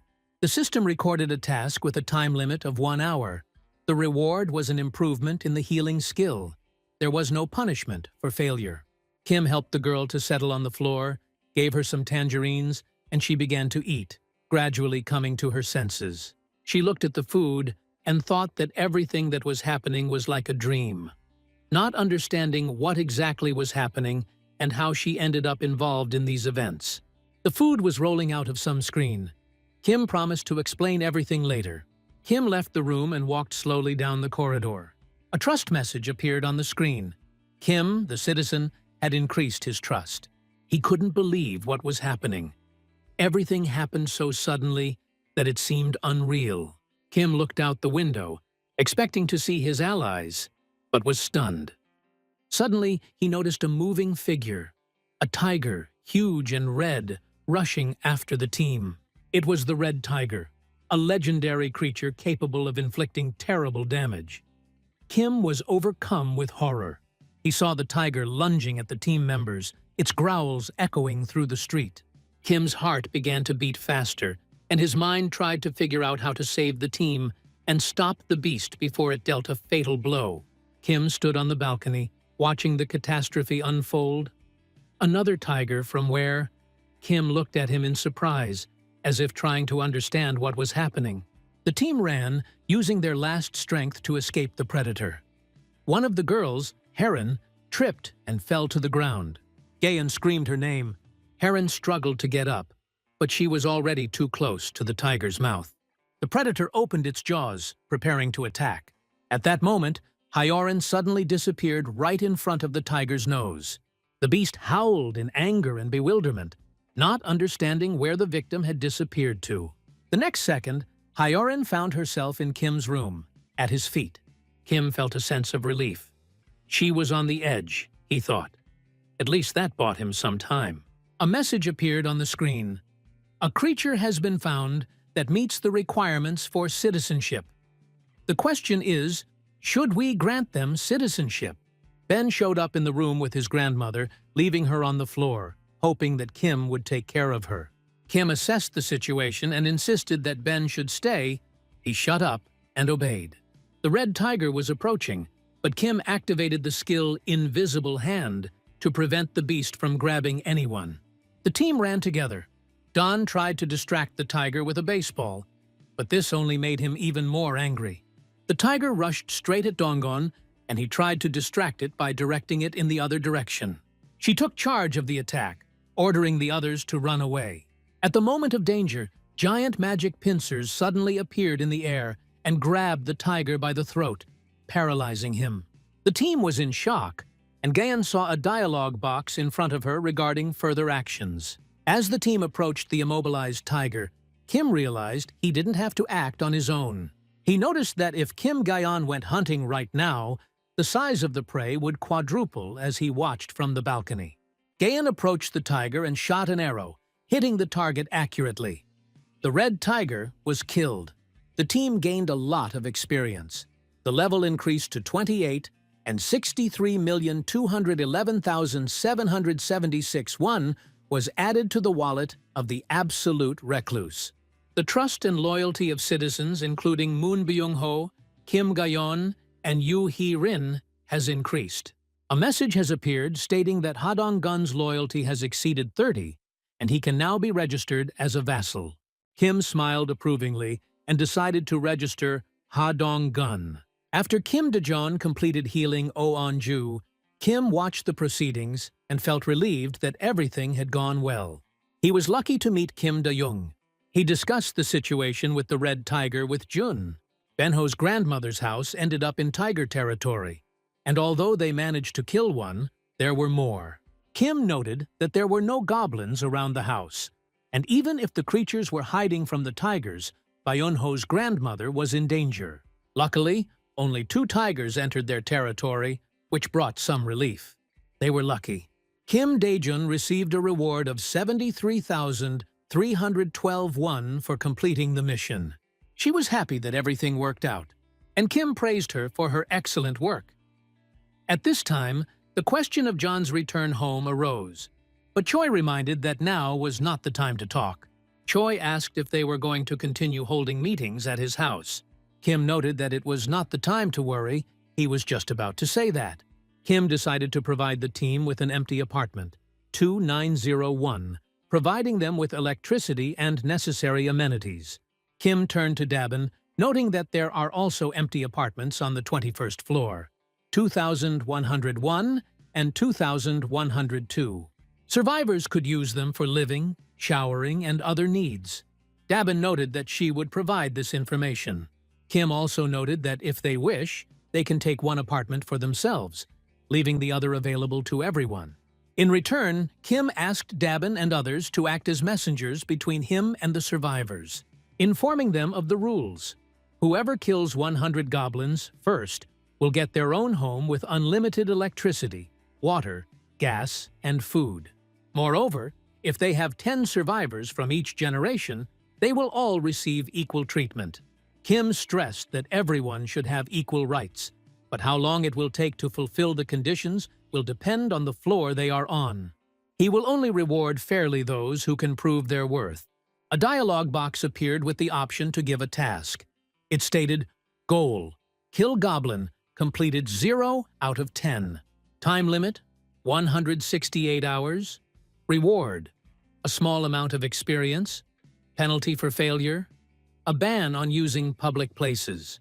The user had a choice whether to give the task or not. The man ran, out of breath and exhausted, from a crowd of goblins who growled and grabbed his clothes. He still had a little bit left to go before he was saved.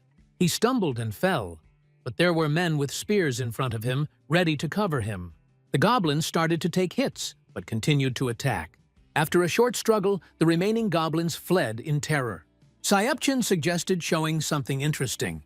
The man threw a spear and hit one of them, and the other team members counted how many creatures they had managed to kill. One killed 22, the second 24. So today, the 3 of them killed more than 100. They were happy. They finally managed to get through 100. One of them turned to Epchin. He complained that no less than 15 goblins were chasing him. Epchin did not understand what he did not like. Epchin noted that it doesn't matter how many there are. If the results are good, they will soon have a new home. But the guy was indignant. He almost died because of him. But Epchin noted that it was not he who came up with the idea of hunting in this way. He made a plan. The spear was made by the twins, after all. It was Min himself who said that he could run quickly. Yepchin noted that if he is not satisfied with something, he can leave the team. They will cope without him. There was a dispute over who destroyed how much, but the situation quickly calmed down. The twins began to calm them down. Min had shown himself well. He had played the bait perfectly. He had run incredibly fast. Epchin was angry that Min was bullying him. Min apologized. They decided to go to the 21st floor. Everyone agreed that the results were good, and were happy about their future new home. The girl Dabin explained that there was already a team that was the first to kill 100 goblins. The boys were surprised at first and protested. They thought it was a joke. But then, the same team that killed first approached. It was the Dabin family. They looked at and refused the new house, but in exchange for theirs and Jiho's, the Lord will install electricity and water. This is the main reward. And also releasing the daughters from assignments. They discussed that Jiho's daughters, although adults, look like children, so they continue to be watched. Dabin noted their archery skills, and the woman emphasized that they were promised bows and arrows. In the end, it became clear that their goblin hunt in this area would continue at the request of Mr. Ji-hoon. The man complained about the goblins. There were so many of them that it seemed there was no end in sight, despite all efforts. Hen started to get angry, noting that this team was special and they were all interested parties, and it wasn't fair. Brother Dabin noted that Joyeon had asked that these people be sent to the 30th floor and given the same rewards as the second and third place teams. At first the boys didn't understand, considering it unfair, but Dabin confirmed that everything was resolved and they should go up to the 30th floor. In the elevator, the boys were discussing Yokyeon. They were surprised that he was constantly spoken of as some kind of gentleman. They speculated that he might be a god or a cult leader, and that he was probably younger than them. Min warned them that it was not safe to speak like that about a man with such abilities on his territory, and they themselves are now on their way to see this person. When they got to the 30th floor, footsteps could be heard along the corridor. Kim approached them, smiling warmly. The man introduced himself as Baek Saeng Yeop, and they shook hands. Kim praised the team for their actions and for their skillful use of the barricades, which surprised the guys, who didn't expect that anyone could observe this. Kim immediately connected electricity, water, and gas to apartments 1301 and 1502. He explained that the team had been selected because they had killed 100 goblins. At the same time, he emphasized that he does not seek to be a cult leader or a god, which left the team confused, as they realized that Kim had heard their conversations. In conclusion, Kim said that he had a request for them. Hyun's team retreated rapidly, pursued by giant orcs. They weaved between corners and corridors, trying to keep their distance. Don, being in front, received the command to throw the spear. Concentrating, he used his mind to throw the weapon with maximum accuracy. Status name: Hadongun, level 33, title 6th Servant, Trust 70, Loyalty 78, Awakened Ability Throwing, Lunging, Experience Distribution 200%. Throwing level B, throws an object using the power of the mind, increases attack power by 5 times. Lunge A, when physical strength is expended at the moment of throwing, sword energy temporarily appears at the tip. Knight, physical strength increases by loyalty in percent. Vassals with the Knight title receive triple experience and money for killing monsters. Knights can progress by sharing experience. Spearman's current skill proficiency level is 11%. The higher the proficiency level, the greater the attack power. When the spear hit the goblin, the other monsters tried to attack Dongwon, but the team supported each other. From behind, Hyan fired a bow and hit the orc right in the head, and Dongwon threw another spear. Thanks to their coordinated actions, the monsters fell one after another. The system recorded a victory. An orc was killed. The progress level was 19%. Experience and a monetary reward of 3,211,098 won were received in the wallet of the Absolute Recluse. The team's mission to kill 100 orcs was successfully completed, and the team received well-deserved recognition for their coordinated actions and strategic mastery. On the street, people instinctively crouched down in fear as Han Dong-gun approached them with a slight smile. At this point, the system detected an attempt at unauthorized entry and issued a notification. Creatures suitable for citizenship have been discovered. The system has offered to grant them citizen status. Kim thought about the message. This time it was about 3 people. After confirmation, citizenship was officially granted, bringing the total number of citizens to 200. New citizens Imdong, Song, Hyun Im. Following this, the tax collection skill was unlocked, which allowed for 10% of citizens' cash without reducing their capital, with a 30-day cooldown. Kim appreciated the value of this skill. He realized that he would be able to return part of the charges from citizens, but he would not be able to use the funds immediately. It would take 10 months for the complete withdrawal. In order to expedite the aid to the parents, he decided to dispatch Han Dong-gon's team to Nanbumen District as a priority action. To begin with, Kim spread the funds out, leaving only 30% for ongoing operations, viewing it as an investment. At the same time, his Absolute Recluse skill increased to level 10, opening up 3 new skill points. The expansion of the management territory became noticeable, and the system congratulated him on achieving the status of Absolute Recluse of the entire apartment building. An additional grant of 1 billion won was received, and the construction function was activated. causing Kim to be surprised when he saw the new possibilities on the screen. Kim saw a list of properties available for construction. Solar panels for 133 million won. A store for 219,900,000 won. The gym was worth 300 million, and the fund was 1 billion won. The annual income from these facilities was estimated at only 30 million won. Kim was surprised.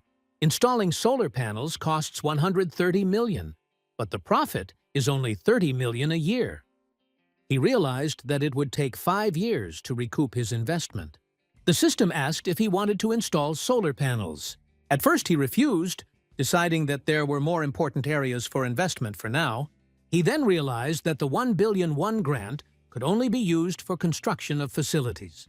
This meant that additional funds in his account were not taken into account. The grant could only be spent in full on construction. Kim agreed to install solar panels. The construction time seemed almost instantaneous. 23 hours, 59 minutes, 59 seconds remained, and the grant was reduced to 867 million won. He considered installing additional batteries, but the system was limiting. Only one could be installed in one apartment building.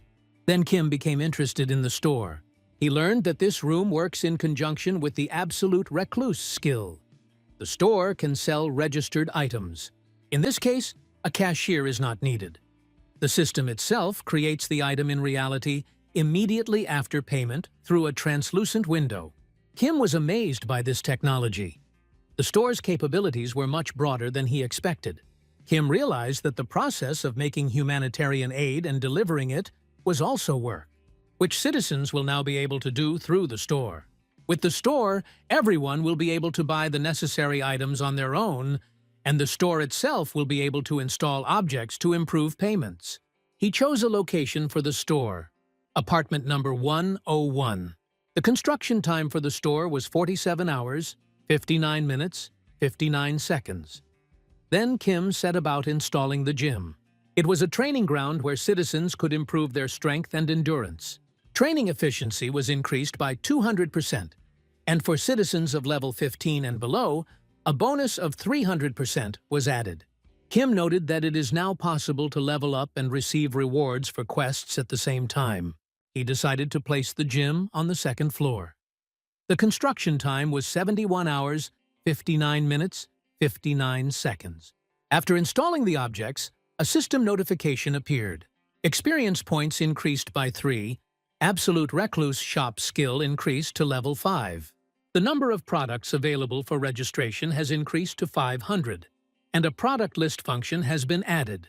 Now it was possible to view registered products as well as buy products with a similar concept, wholesale or retail. Kim noticed new varieties of water.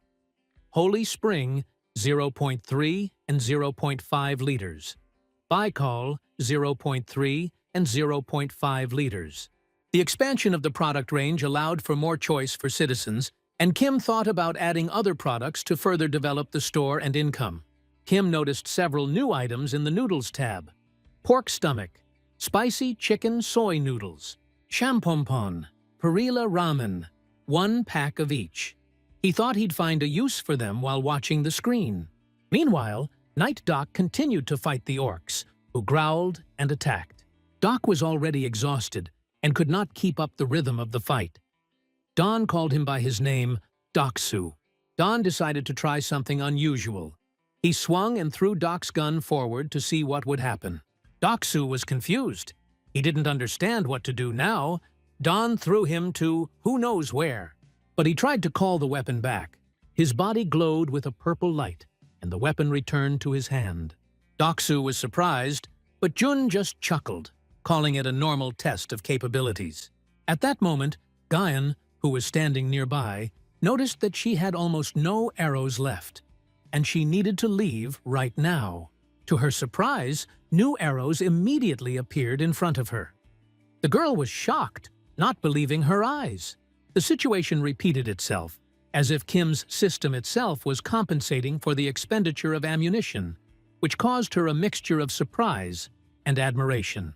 A new dialogue box appeared on the screen. Multitasking. access to use other skills in the area visible with the absolute eyes. She began to shoot arrows purposefully, and the system immediately recorded the kill of a level 19 orc. Accrued experience in the amount of 2,138,338 won, and transferred it to the wallet of the Absolute Recluse. All team members, Kim Gaeon, Ha Dong-gun, Kang Dong-deok Sum, Moon Byung-ho, Yoo Hee-rin, and Kim Gaeon successfully completed the mission. The system has credited 2,332,581. Kim Gaeon's level has increased. Kim watched the screen, realizing that completing tasks not only allowed him to earn rewards, but also to increase the number of his abilities. New opportunities were opening up right in front of him, and it was a mixture of surprise and determination to use them to the fullest. Kim felt that he now had at least some hope. From here, it was about 10 kilometers to the house. The journey on foot would take about 3 hours. He opened the elevator door and walked inside. Standing on the roof of the building, he looked at the surrounding area from above and was horrified. The city was a mass of ruins. Houses were destroyed. Streets were littered with debris. A feeling of horror arose in my head. I had to act immediately. He wondered who to start with, Ha Dong-gon's team or someone else. A message appeared on the screen with Kim Gon's characteristics. Level 22. Rank of 7th Servant. Trust 59. Loyalty 33. The awakened ability was listed as Raven's Mission. There was no mission yet, but the team's capabilities were becoming clear. Kim decided to use Kim Gon's S-rank skill. He began to evaluate his allies and the team's capabilities. The screen showed the data of his subordinates. Oh On-chu had a level of 33, Trust of 51, Loyalty of 12, and the awakened ability of Bear. Kim Da-jung was a level below 30, rank of 8th Servant, Trust 17, Loyalty 63, awakened abilities included Healing. Kim thought about the strategic distribution of forces and decided that for the upcoming mission, it would be better for both Oh On-chu and Kim Da-jung to join him. Their combined abilities could greatly enhance the team's effectiveness. Class A Blessing temporarily increased the subject's physical abilities by 70% using the power of the mind. And Class B Magic Armor was created in a similar way, providing protection, armor, around the object. Kim understood that people with awakened abilities were inherently more efficient, but the current conditions limited his capabilities. The reward for the quest Resurrection of the Sun was unavailable due to lack of funds. The dialogue indicated that the quest difficulty level had to be increased first by selecting Kill a Monster above level 40. The time limit was 24 hours, and the penalty for failure was death. It was impossible to complete with current resources. However, Kim had observed the completion of the previous quests. Killing a level 18 orc had brought 2,788,221 won into the Absolute Recluse's wallet. A group task appeared on the screen with the content Kill a Monster above level 40. The time to complete is 23 hours with the reward Resurrection of the Sun. The penalty for failure remained death. Before giving the task, Kim knew that he had to first strengthen Oh On-chu's loyalty. He decided to approach her directly to ensure support before taking the decisive step. Kim stood in front of the door, surprised by the sudden knock. She burst into the room, out of breath and with tears in her eyes. She fell to the floor, her emotions so strong that she could barely contain herself.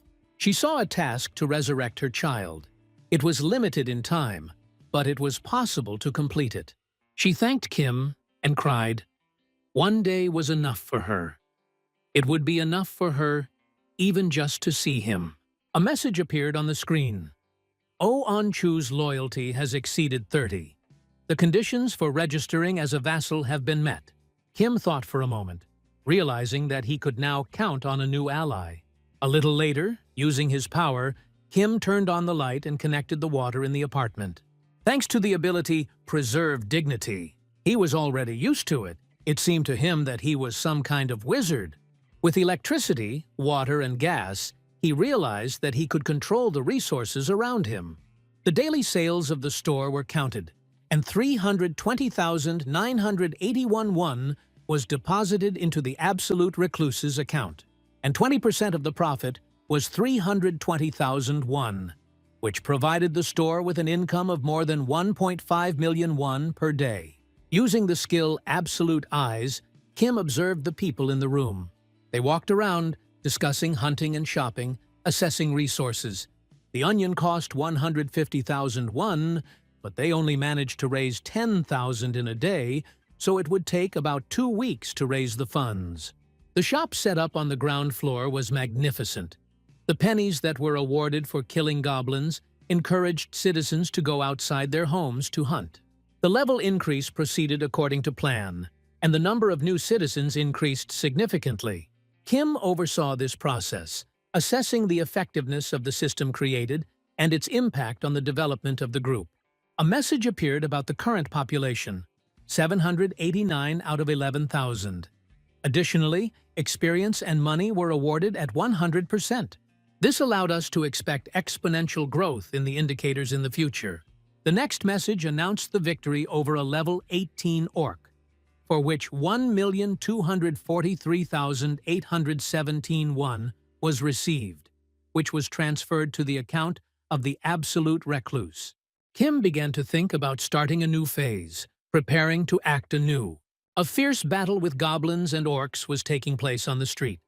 She was gnawing their throats and killing her opponents.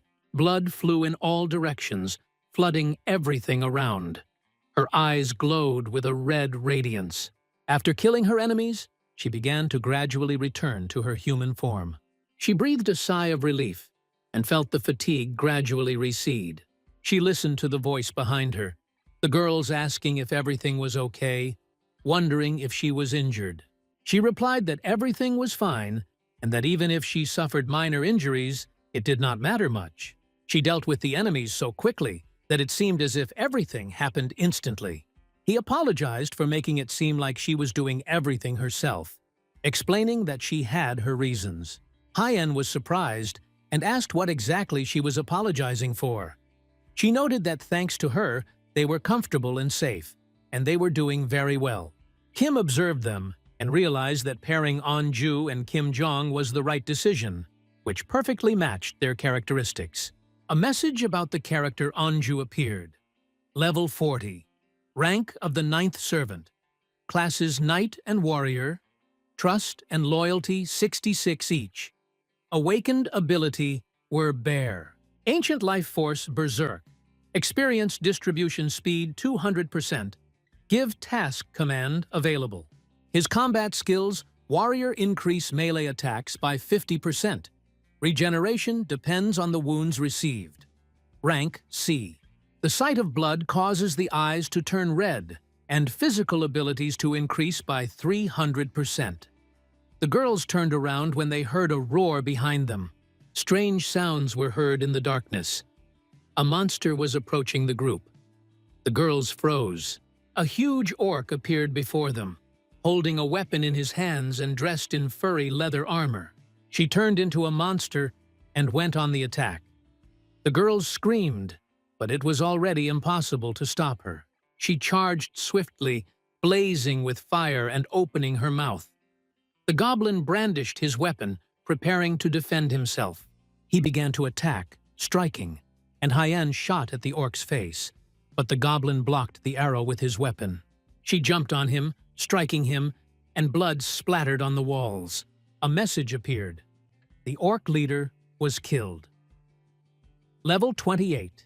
Experience 73,263,099 was received in the wallet of the Absolute Recluse. Mission accomplished. The citizen defeated the boss of the John P.O. station. A far post, a security facility outside the home, has been added to the list of objects to be built. Activation of the outpost is possible if there is a citizen with the rank of Knight or higher inside. If an unauthorized person enters for more than 24 hours, the facility will be destroyed. The outpost costs 1,300,000,000 won. Kim was surprised by the cost of the outpost, 1.3 billion won. He smiled, knowing that the money could be found since all the orcs had been destroyed, and it was worth the money spent. To build a facility in 7 days, 3 citizens of knight rank or higher are required. Kim thought, if he decided to build an outpost, he would have to leave Oochu, Kim Da-jung, and Ha Dong-gon there for the whole week. The biggest loss is time, and most of the monsters in the area of Jeonpyo Station have already been destroyed thanks to the efforts of the citizens and Ha Dong-gon's squad. There was no point in building an outpost yet, and Kim chose not to build one. He was still pleased with the result. If the facility could be built near his family home, Kim would feel calmer, because his family would be safe. He thought of his parents, grandparents, and knew it would be difficult to bring them here. He prayed that they were alive. A plan was already forming in Kim's mind. Tomorrow, he would send Ha Dong-gon's squad to his home. It was dark in the subway, and Gon watched in amazement as Oh-anju tore the monsters apart. He couldn't understand how a man could deal with an orc with his bare hands, and came to the conclusion that this was no longer an ordinary man. Even before Jo-hyun's blessing, she was strong. But how Jo-hyun convinced her to submit remained a mystery. Perhaps she had gained new abilities, the boy noted. A group quest, Return, has appeared, with a time limit of 1 hour, a reward in the form of a lot of experience, and no penalties for success. His team came up from behind and they decided to go back. The raven, having returned to its owner, sat down on his hand. Dongwon gave instructions. Gon should scout out the situation.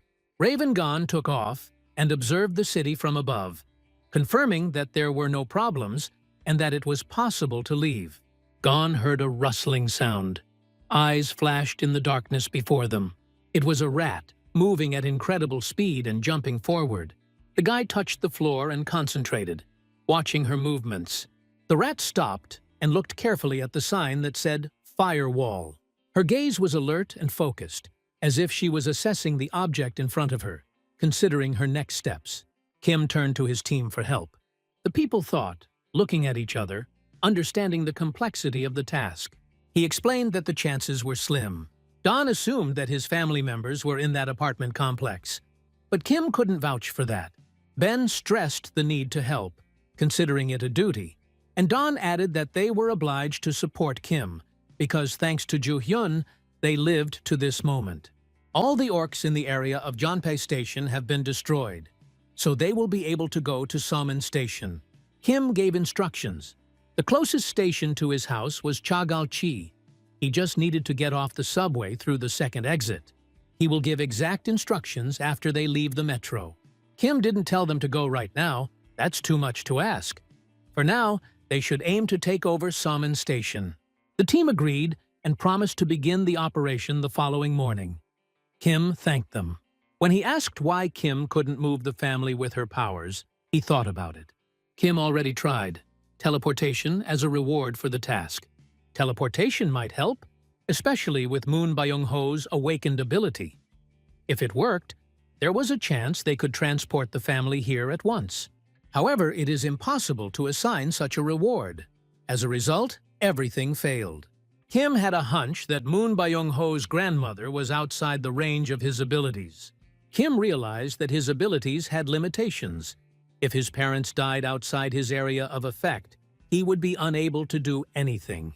He understood that his strength was not unlimited, but he would be able to keep the promise he made to Anju. Anju's trust in him grew, and she smiled, appreciating his honesty.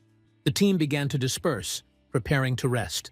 At this point, a message appeared about an unauthorized creature claiming citizen status. Kim used his sight and offered the creature citizenship. Union Genie accepted the offer.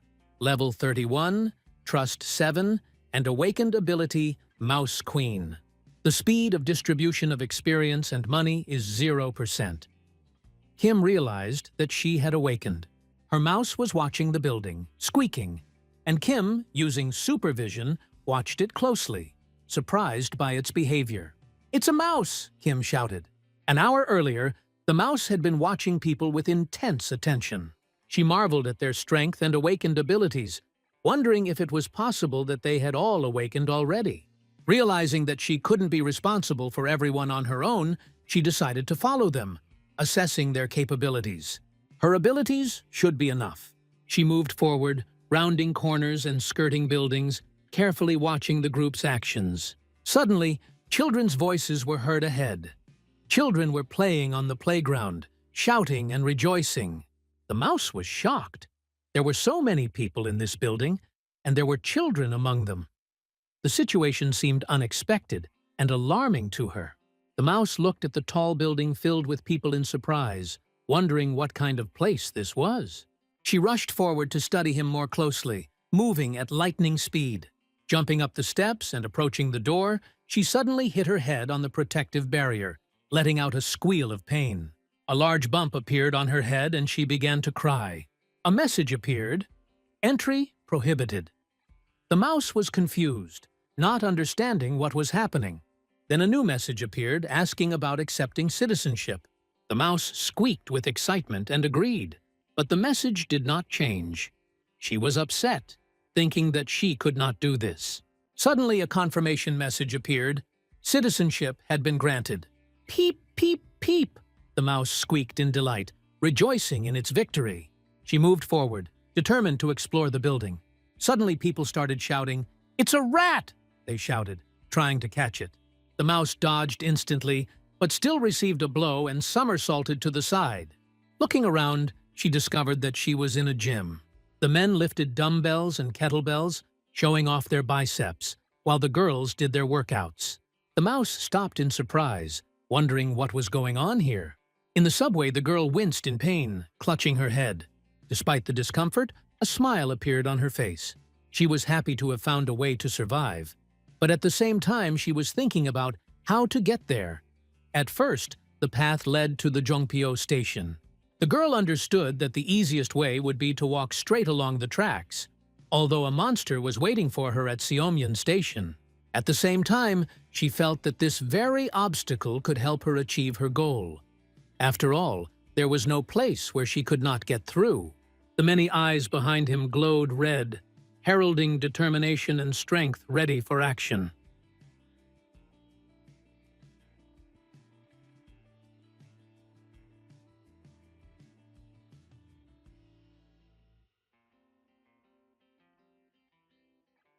Mouse Queen, Rank A. Every mouse that encounters her will swear allegiance to the Queen. And tame mice can act as her limbs and transmit their sensations. Kim realized that this mouse was being controlled. He used the skill Absolute Eyes. A person with awakened A-rank abilities has come to him. He must accept her unconditionally, he thought. He looked at his control area. The mouse was not here. First, he had to contact her and give her a task. Kim created a quest. Visit an apartment. Time limit 48 hours. Reward: cola and a chocolate bar. No punishment for failure. After thinking for a second, Kim decided to reduce the execution time. 10 seconds instead of 48 hours. He remembered He's words about his abilities. Perhaps it was because the territory was not under his influence. It turns out that those who received citizenship are controlled. No matter how far away they are, he will be able to see the corpses they killed. Kim edited the task, punishment call. It worked. He smiled, looking at the screen. He didn't even suspect that it was possible to set a penalty for failure. He wanted to try. Maybe he could summon the stranger at least this time. Maybe he could move his family. And it was also said that over the outpost, he would have the same influence as over this house. In that case, after sending Dawn's detachment, when the outpost is built, suddenly he will be able to give citizenship to his family members and summon with the help of a summon.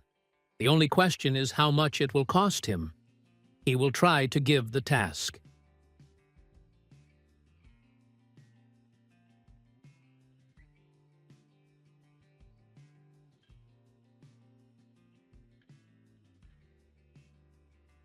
$30 million, Kim exhaled. The possibility of managing new citizens opened up amazing prospects. At that moment, the girl suddenly appeared in his room and looked at him in surprise. Kim realized that she was the one who came into being as a result of the call. He handed her the food, taking out a candy bar and a cola, and he could tell that she was scared by the suddenness of the situation. The girl tried to comprehend what was happening, comparing the events with what she saw in the future, and gradually accepted what was happening. Realizing that Kim is the one who gave her citizenship, Kim introduced himself to the girl as Kim Jae-hyun. She was confused, but while accepting the food, she realized that it was he who teleported her here, calling her through a task. The girl realized that this was the strange task that was being discussed, and that it was Kim who had given it. She noted that she had people she was responsible for and asked if he could take them in as well. Kim was surprised. The girl explained that otherwise it would have been difficult to get everyone together, and noted that she was going to take the risk. Kim was a little confused and asked how many people were with the girl. She replied that there were 35 of them. Kim thought for a moment, realizing that he had not previously known there were other people with her. He apologized, noting that it would be difficult to bring them all on his own. The girl was surprised, asked what this meant, and reminded them that her mother and younger brother were among them, stating that she was ready to do everything possible. Kim asked to give him time to think. He remembered that even without having any personal contact with So-Yu-jin, he was able to issue her citizenship, which meant that the territory of the house recognized the mouse as So-Yu-jin herself. This made him think that if this worked, maybe he could do the same with other people. So-Yu-jin had a level of 31, trust of 37, and the ability Mouse Queen Awakened, while the experience and money distribution indicators remained 0. Kim realized that the situation required complete trust from So-Yu-jin. He asked the girl if she was really ready to do anything. She confirmed her readiness. Kim said there was one way, but first she had to trust him completely and unconditionally. The girl agreed, saying that she believed him and would do everything to save her family. A message appeared about a significant increase in trust for So-Yu-jin. The indicator reached 50, loyalty exceeded 30, and the conditions for registration as a vassal were met. Kim opened the vassal registration window, and the girl was surprised. She beamed. The system displayed her name, level, rank 10th servant, roles knight and trainer, trust 52, loyalty 33. Awakened ability, Mouse Queen, evolution, 0% experience, distribution rate, and quest. A message has appeared stating that the Tamris ability increases the stats of tamed creatures by the amount of loyalty as a percentage and accelerates their development by the trust indicator. Evolution received rank A+, which means that tamed creatures continue to evolve after reaching a certain level. Kim wondered if the tame mice were where the girl's relatives lived. He suggested sending the mice to the family right now. The girl closed her eyes and concentrated. Kim watched through the absolute eyes and saw a mouse. The tamed level 2 mouse ran up to the humans, who were surprised by its appearance. People recognized Yojin and noticed that the mouse brought food that fell out of the dialogue box. Trust with Yojin has grown significantly. Kim noted that the combination of the absolute eyes and abilities with Yojin works perfectly. Now, tens of thousands of rats from the sewers could become his scouts, which made him very happy. He got his hands on the best reconnaissance tool. The girl asked whether Kim meant the Nabumin area, near Songdo Beach. Kim confirmed that everything was correct and clarified that So-Yu-jin had already been to this area where his home was located. This gave her a big advantage over Han Dong-gun's squad, who had never been there before. Plus, she could just send a mouse there, which made it easy to test. It was necessary to find out whether his family members were alive, and whether it was possible to deliver humanitarian aid. So-Yu-jin confirmed that she could be relied upon. So-Yu-jin's trust and loyalty increased. Kim asked if she could fulfill the request right away. The girl agreed. Kim, however, advised her to use the subway tracks for safety and efficiency. So-Yu-jin disagreed, reminding them of the need to take into account Somyeon Station, where the monster lives. Kim was surprised, but offered to send at least one mouse. The girl agreed and used her power to do so. The little mouse moved carefully through the metro station, running from one hiding place to another. She squealed in fear and suddenly noticed a monster, a huge snake holding a dead orc in its mouth and swallowing him whole. The mouse's paws began to tremble. The monster noticed her and she pressed herself against the wall, trying to hide. The snake was too close. It opened its mouth, preparing to bite, but the mouse turned around in panic and ran away. The monster watched her escape. Kim saw everything that was happening through the absolute eyes. He was amazed by the size of the monster. He wondered what level such a monster could be, and guessed that it was probably above level 40. Soyujin also observed the events and stated that it was impossible to pass through Somyeon Station. She suggested going around it, moving one station further, and going down through Pomnagol. At the same time, the girl noted that she saw the strength of his comrades and was sure that they would be able to reach that station without any problems. Kim agreed with her arguments and admitted that she was right. Kim invited Soo-jin to temporarily live in apartment 2701. She was surprised at first, but agreed, thanking him. He noted that the apartment would need to be cleaned before this. The girl went to rest, and Kim smiled, thinking that if he were in her place, he would have acted in a similar way before they united earlier. After that, he opened a dialogue box and started building a solar panel. The system notified that there were 23 hours, 59 minutes, 59 seconds left until the work was completed. The regenerated panels have already appeared on the roof, and Kim has noted their effectiveness. However, he understood that even they were not capable of providing energy to 800 people. To raise more funds and install additional batteries, he needed to expand his workforce.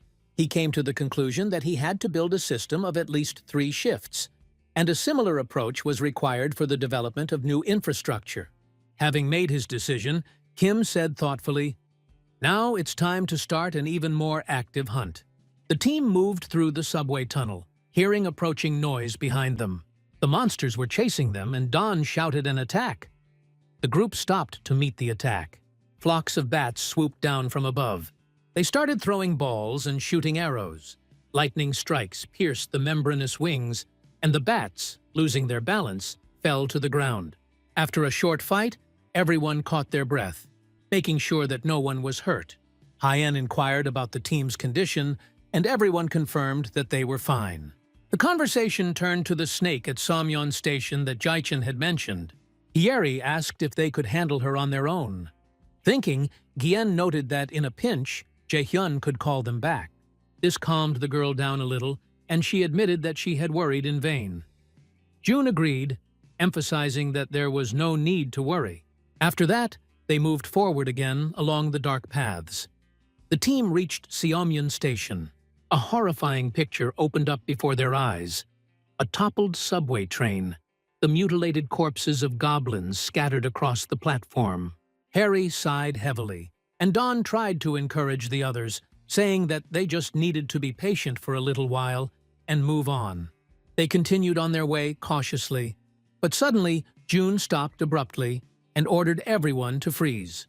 The beam of his flashlight picked out a gigantic figure from the darkness. A huge snake was writhing before them. Don couldn't hold back a scream, and Doc, horrified, couldn't understand how anyone could fight such a monster. The snake lunged forward. Don grabbed the girl and threw her down sharply, shouting at everyone to duck. The group fell to the ground in unison, escaping from the impact. At that moment, a system message appeared before their eyes. Group mission. Contents: destroy the giant snake. Time limit: 10 minutes, 0 seconds. Reward: a large amount of experience. Penalty for failure: none. The team crouched low to the floor, confused as to what had just happened. Someone thought it was an earthquake. At that moment, Don noticed a system notification in front of his eyes. A task for Ha Dong-gun and Oh On-ju to kill a huge snake. He was dumbfounded. Finish it off? The huge creature was right in front of them, and the thought that their group would have to fight it seemed unthinkable. Don looked at Oh On-ju, who was behind him, with confusion. The situation left no time for reflection. Gathering his wits, he drew his weapon and threw it straight at the snake's head. landing the first blow. The monster roared in response to the pain. The snake was a predator accustomed to hunting live prey. It usually caught and swallowed its victims whole, without killing them outright. This was associated with a risk. If the prey inside its stomach desperately tried to escape, it could harm the predator. Therefore, sometimes the snake would resort to poison to paralyze its victim, or would wrap its body around it, strangle it, and only then swallow it. However, such measures were required only in the case of large prey. If it was a small creature, like a mouse, there was no threat to it. She could swallow him alive without the slightest worry. The snake, unaware of the danger, swallowed the mouse without even thinking about the consequences. At this point, Kim smiled and opened his inventory. He had several skills at his disposal that could be used with the mouse. He activated the functions, summoning the eye and summoning the burning paper. A dialogue box appeared inside the snake, and a burning paper fell out of it right next to the mouse. Flames instantly engulfed the monster's insides.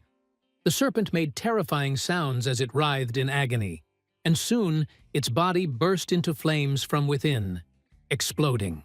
Soyujin, who was watching this, couldn't bear it and turned away, unable to look at the monster's body being torn apart from the inside. Kim asked her how she was. She laughed nervously at first, then admitted that she was fine, although she was very scared. Kim praised her for the work she had done, to which she nodded, trying to calm down. Kim's eyes still lit up as he analyzed what had happened. He knew that, by the rules, the snake should not be considered his personal prey. Destroying a monster should be credited to its vassals, which would bring much more benefit. If the murder is committed by a squad, the reward in the form of money and experience will increase many times over. At this moment, a system notification appeared before the eyes of Ha Dong-gun and Oh An-ju's squad. The task was to kill a huge snake. The time limit was still in effect. Don, armed, rushed to attack. His weapon plunged straight into the monster's head. She activated her beast transformation, transforming into her combat form, and unleashed a series of blows on the snake's flame-ravaged body. She howled in pain, blood gushed from her mouth, and soon the huge body began to tear into pieces. The system has recorded the result. The snake has been defeated. Level 40. A large amount of experience has been received. The system received a notification.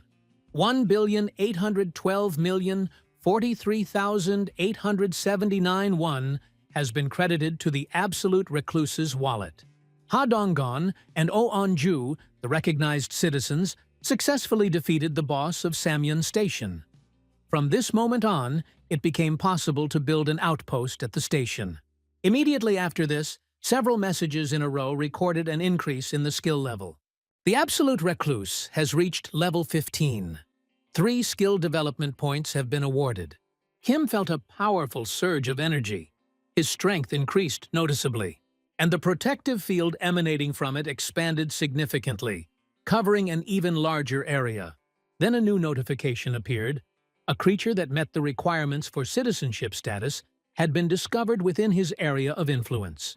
The system asked if he wanted to grant citizenship. It was about 200 new people. Kim was amazed. He agreed, and the number of citizens immediately increased to 1,000 people. At the same time, a hidden systemic threshold was triggered. When the number of citizens reaches a certain value, they all receive a basic level skill. The skill turned out to be passive and extremely powerful. Now, all experience and all money received by citizens increased by 100%. This opened up enormous opportunities for development and significantly accelerated the growth of the entire system created by Kim. Kim was taken aback by the system notification that appeared. A window with characteristics opened before his eyes. Name: Kim Min-ho. Level: 17. Title: Ninth Servant, Knight, Warrior. Trust: 57. Loyalty: 13. Awakening. Ability: None. Experience distribution speed: 70% plus 100%. Money distribution speed: 30% plus 100%. Options: Give task, banish. Kim realized that with the new passive skill, even if the distribution rates were reduced to 0, citizens would still receive a guaranteed 100%. This became for him the real base salary of the system, a kind of guaranteed minimum for all citizens. At that moment, Soijin turned to him. She asked him to forgive her for being so pushy, but noted that it was very important to her that her people were moved here as well. Kim thought for a moment, then smiled and said that he would certainly do so. Soijin's face lit up with joy, her eyes sparkling with happiness. Kim asked Soyujin if she could use the mouse again, and she confidently replied that she could handle it. Then Kim said that he would tell her people to follow the mouse, and she would lead them. Soyujin agreed. At that moment, the body of a dead snake was lying at the station. A mouse jumped out of its mouth, squeaked, and ran forward. The team that was nearby noticed her and decided to follow her. Jun was surprised by what he saw. Hyan explained that all this was not her doing. Everything was like this from the beginning. The place showed signs of a recent battle. Mutilated orc bodies and traces of blood were scattered everywhere. This was the territory where the orcs used to live. The squad moved after the mouse. Defeating the boss reduced the likelihood of a serious threat. However, Dawn reminded them that they must not let their guard down. There could be other monsters hiding in the tunnels. Hyan agreed, noting that caution was still needed. The mouse squeaked, jumped up, and pointed the way, confidently moving forward. Doc noticed that for a small creature, she showed surprising intelligence. Ben suggested that perhaps this mouse was also connected to Jaehan's abilities. The team continued moving. The mouse led them confidently ahead, and Kim, watching what was happening through the absolute eyes, was calm. He reasoned that there should be no serious danger. Kim received 3 experience points and wondered where to spend them. He decided that the first thing he should do was upgrade the absolute eyes, since they go well with Soyujin's abilities. As soon as he chose this skill to improve, he felt a surge of energy and grabbed his head. Pumping up abilities caused a strong feeling. Meanwhile, his team was fighting goblins in the subway, 1 level 8 and 2 level 7. Now he could see the data. Kim watched them with amazement through his ultimate eyes. He saw how the boys struck with precision and coordinated their attacks. A report of a level 8 goblin has appeared. 103 centimeters tall, lives in groups, is smart enough to use tools. In addition, these goblins have excellent eyesight. They see well at a distance and even in the dark, so they can easily navigate in underground tunnels. Kim noted that it was this ability, absolute eyes, that he desperately needed. Now his priority is to find a monster of the same level to give people the task of saving money for resurrection. Kim felt a strange tension as his absolute eyes glowed black and his status preservation skill began to activate. He felt the energy spreading through his body and around him, strengthening the connection with his people and increasing their trust and loyalty. At that moment, he heard an unexpected sound, sharp, like a shot, but with a hint of magic or energy impact. His heart sank. Kim instantly strained his eyes and ears. This was no ordinary shot, but rather a manifestation of force or an attack directed at him or his team. Kim watched the scene at the subway station carefully. The goblins were more dangerous than he had expected. One of them had a gun in his hands, and he skillfully aimed straight at the team. This immediately put the situation in jeopardy. The team, following Don's instructions, took cover in the station's compartments, trying to minimize the risk of a direct collision. However, the goblins turned out to be quite smart. They did not simply rush into the attack, but tried to use weapons and their skills to inflict damage. Don was surprised to realize that these creatures had somehow learned to shoot, making them dangerous opponents even for an experienced team. Ben-Ho, showing skill, instantly teleported behind the goblin and delivered a powerful blow to the head, knocking him down and knocking the gun out of his hands. The other goblins, noticing the attack, rushed at Ben in an attempt to protect their comrade, but were stopped by precise strikes from the team members. Hyena shot an arrow at the arms of one of the goblins, depriving him of his weapon. And Doc, using his knight form, accurately attacked the enemies, dealing multiple blows and scattering them around the station. She also transformed and became a deadly threat to her enemies. Kim saw that such a battle demonstrated all the advantages of teamwork and proper distribution of skills. Kim registered the item. M60 revolver 476 320, 100 rounds of .38 caliber 158401.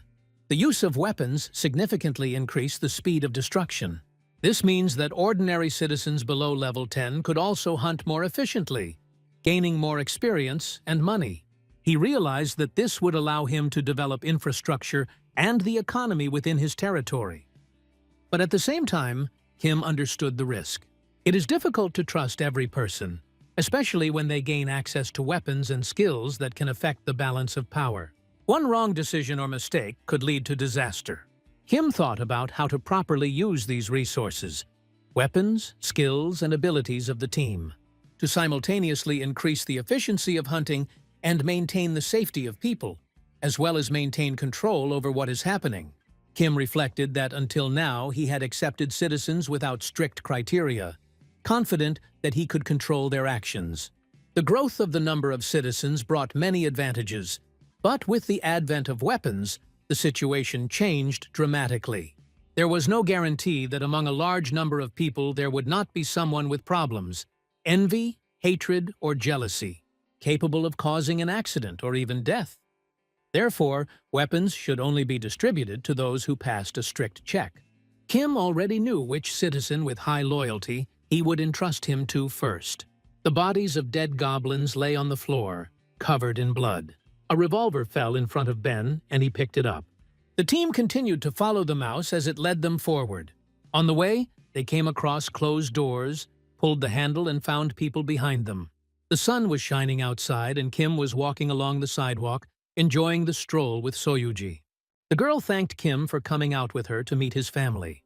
At that moment, a message appeared about an unauthorized being trying to enter, and an offer to grant citizenship appeared on the screen. Soyuji recognized her relatives among the people and joyfully ran forward. The meeting with his mother and Yeojin caused a storm of emotions. Her relatives were surprised by the living conditions: hot water, a bed, and warm food. Kim said that apartment 2701 was intended for Soyuji, but it would be too cramped to accommodate all 30 people. To solve the problem, he allocated 3 more apartments: 2402, 2301, and 1902, for which Soyuji thanked him with tears in her eyes. A message appeared on the screen about the growth of trust and loyalty indicators among citizens. The trust and loyalty of Soyujin, Hongdal Lee, and Lee Seong-jun has increased significantly. This meant that Kim's actions and Soyujin's assistance strengthened relations with the citizens and increased their loyalty. Kim watched these changes and smiled, pleased with the results. He suddenly remembered that although he had increased the skill level, he had not checked the results.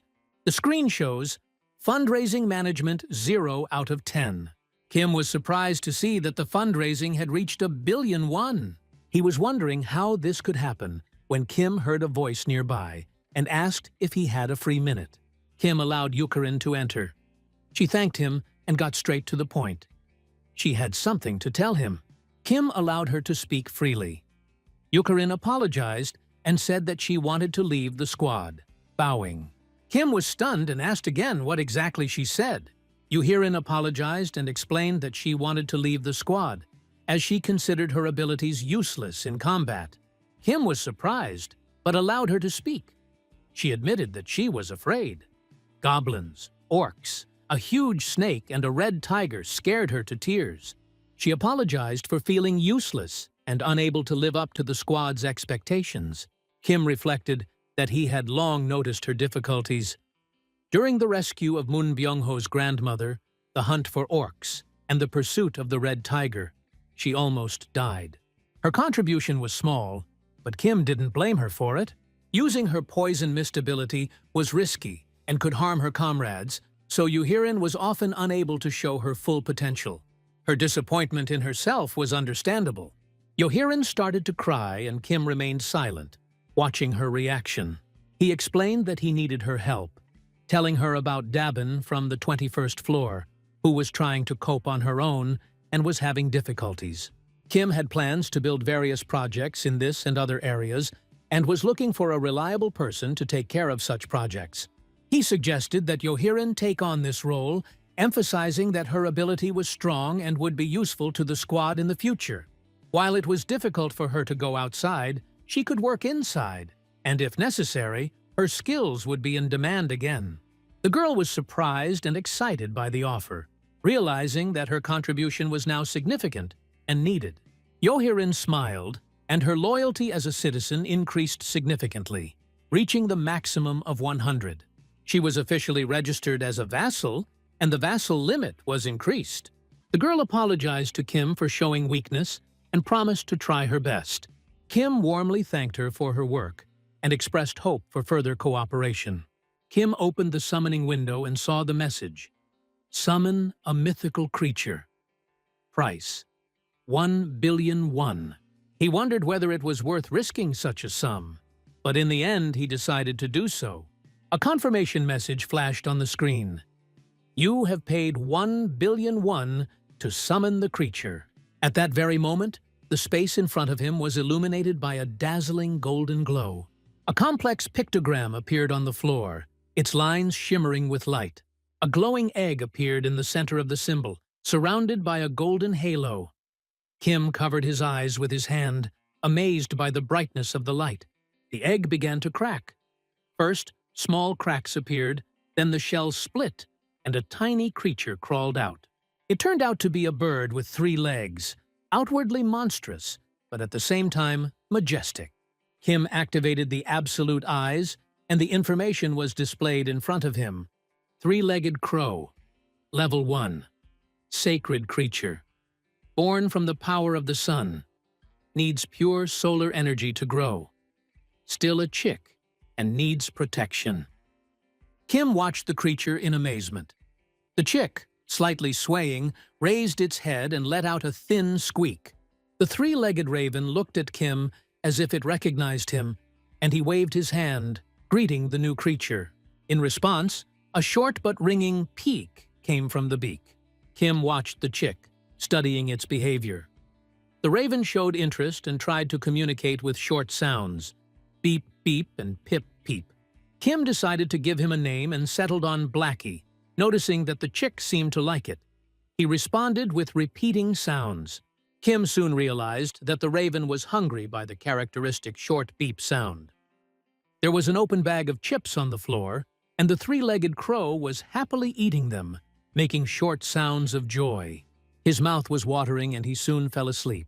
Kim watched him, knowing that the chick was provided with everything he needed. Suddenly, a message appeared about the 3-legged crow level increase, which increased the efficiency of solar panels by 100%. Kim realized that solar panels, which generate energy from sunlight, could bring in 80,000 to 100,000 won a day, depending on the amount of sun. And excess energy is returned to his account in the form of monetary compensation.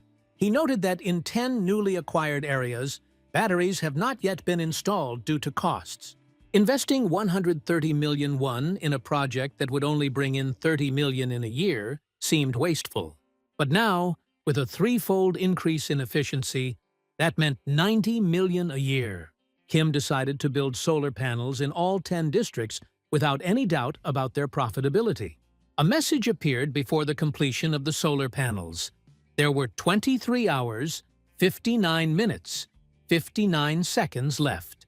Kim walked up to room 3001 and rang the doorbell. A voice behind the door asked who was there, and Kim introduced himself as Jahayon. The door opened and Choi asked in surprise what had happened. Kim made a request for the safekeeping of his money. There was a silence and Choi was surprised by what he heard. Kim thought about the skill of collecting taxes and came to the conclusion that handing over money to citizens he trusted could bring benefits. The first transfer was charged a 10% commission, and then 10% profit could be received monthly. He assessed who could be trusted with the funds and chose Choi Hyun-jun. Level 25, title First Servant, Trust 89, Loyalty 98. Awakened ability, Gorilla Power. Kim handed over 1 billion won to Choi Hyun-jung with a 10% commission and an additional fee of 30,000 won. After this, Choi Hyun-jung's trust and loyalty increased. His loyalty reached 100, and he was registered as a vassal, with the vassal limit increasing. Choi Hyun-jung asked if the money should just be saved, and Kim confirmed that it was mostly yes, although a little could be spent. Choi expressed gratitude, but Kim noted that there was no need to thank for help. Kim decided to do other things. Debin asked if she could just take the person for herself, and Kim confirmed that it didn't matter. He assigned Dabin to be in the same room with Hyerin, and promised to double her salary as the team leader. Dabin was delighted. Her loyalty to Kim increased. She promised to do her job well, hugging Hyerin. Dabin then suggested starting with delegating tasks and took Heron with her, but Heron asked to move more slowly. Kim watched them and then decided it was time for a tough conversation. Kim went to room 2109. He noted that the team had worked hard today. The team members replied that they were fine and asked Kim's purpose for coming.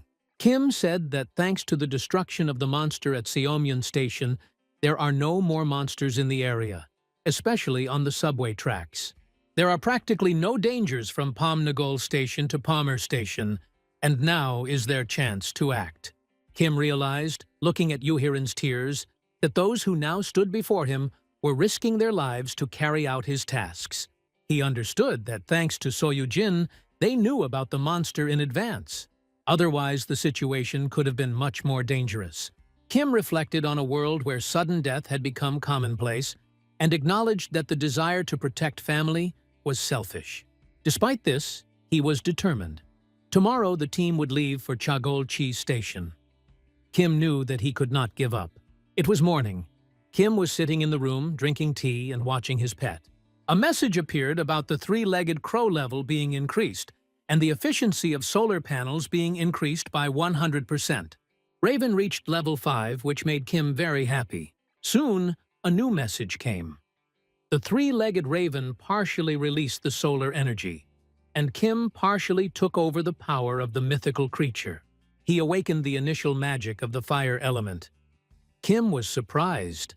Looking at his hand, he noticed how fire flared up from his finger. Everything worked out, and it made him very happy. The feeling was familiar. It was like using the status-saving skill. Kim thought about the possibilities this opened up. Kim went outside and looked around. After making sure that there was no one around, he decided to test his abilities. He imagined a flame the size of a house, capable of burning everything around it, and pointed his hand forward. Suddenly, a small fireball appeared in front of him. The flame was very small, and Kim admitted that the ability did not look impressive yet. However, he noted that when combined with the status-saving skill and gas summoning, it could be dangerous. The level is still modest, but there is potential for development, especially since Chernish continues to grow. Kim decided to end the test there and thought it was time for a snack. A message has appeared about the completion of the construction of the solar battery facility. After this, Chernish grew by 3 levels, which increased the efficiency of solar panels by 8 times. Even if all the equipment is connected to electricity, there will be enough energy, and it can be converted into money in Kim's account. At that moment, he heard footsteps behind him.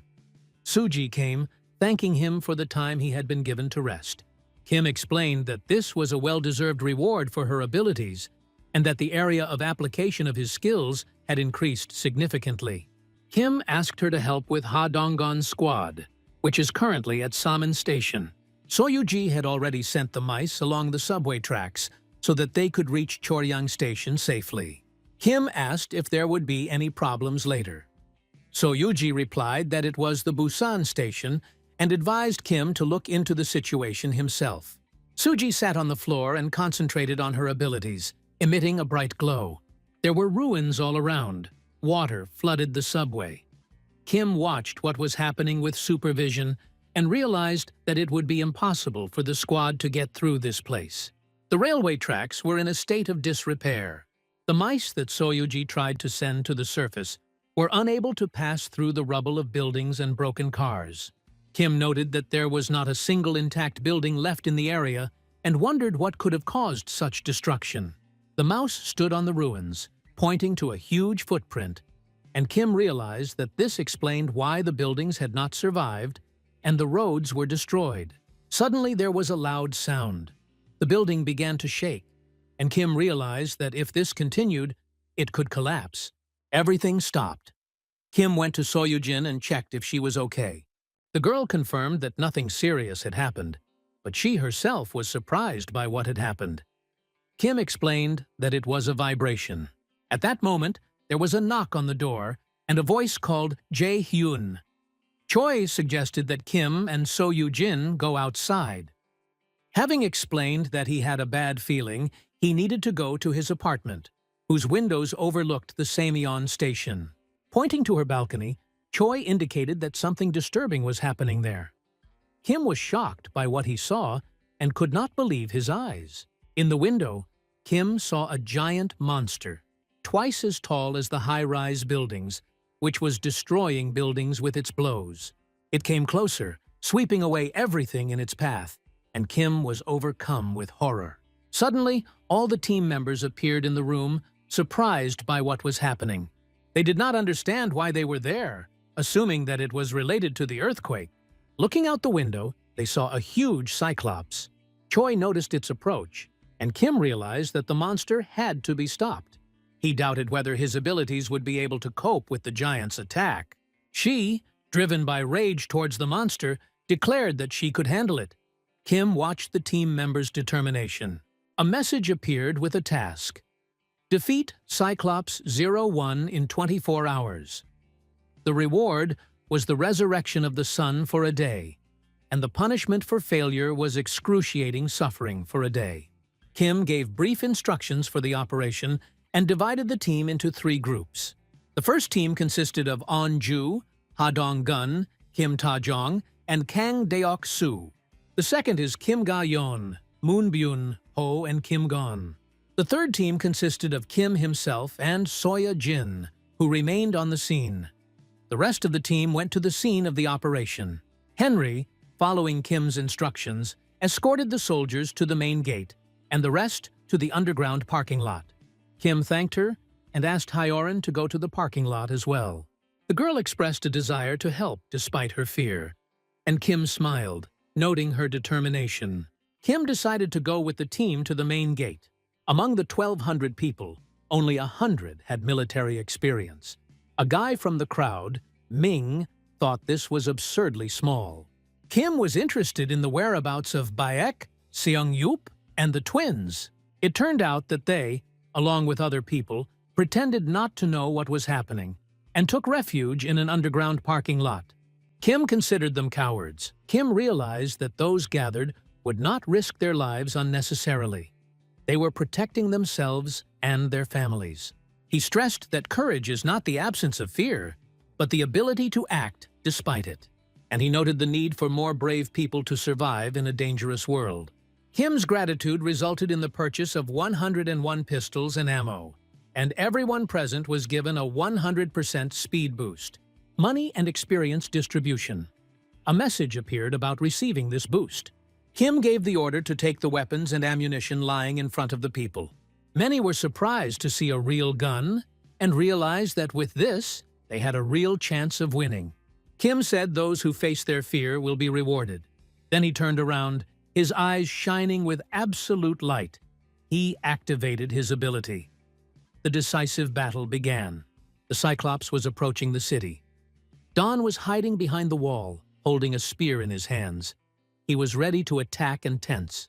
He threw the spear straight into the Cyclops' leg. Blood spurted out. The giant growled in pain and turned his head towards his attacker. A huge red eye looked at Don. Don was terrified and didn't know if he could stand it. The Cyclops raised his hand to strike. Suddenly, she appeared in the form of a beast. She rushed to attack, clawing at the Cyclops' body, tearing his flesh. The Cyclops got angry. He tried to crush her with his foot. The blow sent her flying and she screamed as she flew. She crashed into the wall with all her strength and lost consciousness. The Cyclops approached her body, pressed into the wall, swinging. He reached out his hand to deliver the killing blow, but suddenly he heard a voice from behind. Doc was calling him over the loudspeaker. The Cyclops turned around. His gaze fell on the wounded leg with the spear, then on Doc, who was holding a huge axe in his hands. Doc didn't understand why the giant was looking at him like that. Confusion and bewilderment at what was happening could be seen in his eyes. Cyclops compared Doc's axe and the spear stuck in his leg. Doc looked confused. The Cyclops charged at Doc, who realized what was happening and froze in fear as the giant swung his arm. The Cyclops was already very close. Doc screamed in horror, turned around and ran as fast as he could, without looking back. Kim watched this with his supervision. He realized that he had arrived and prepared his squad for a quick attack on the enemy.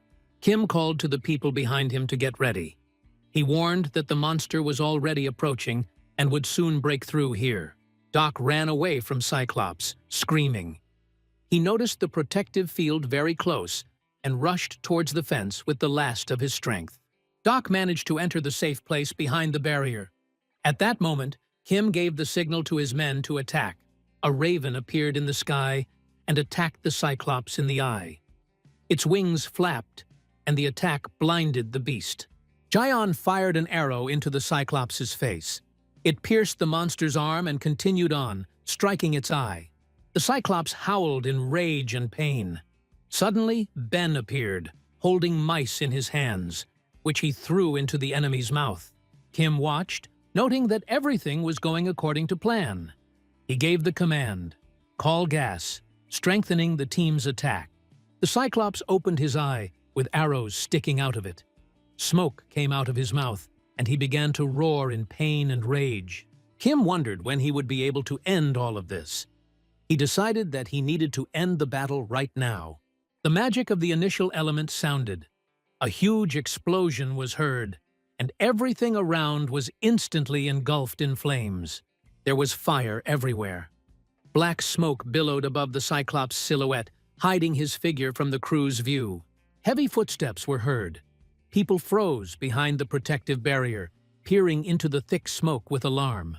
They said the giant was coming straight here. Kim ordered everyone to stay where they were and not to panic. Everything went according to plan, almost perfectly. Kim ordered the citizens to concentrate their shots on the Cyclops' head. The monster would fall right onto the barrier. Kim hoped that the vassals would finish it off when the opportunity presented itself.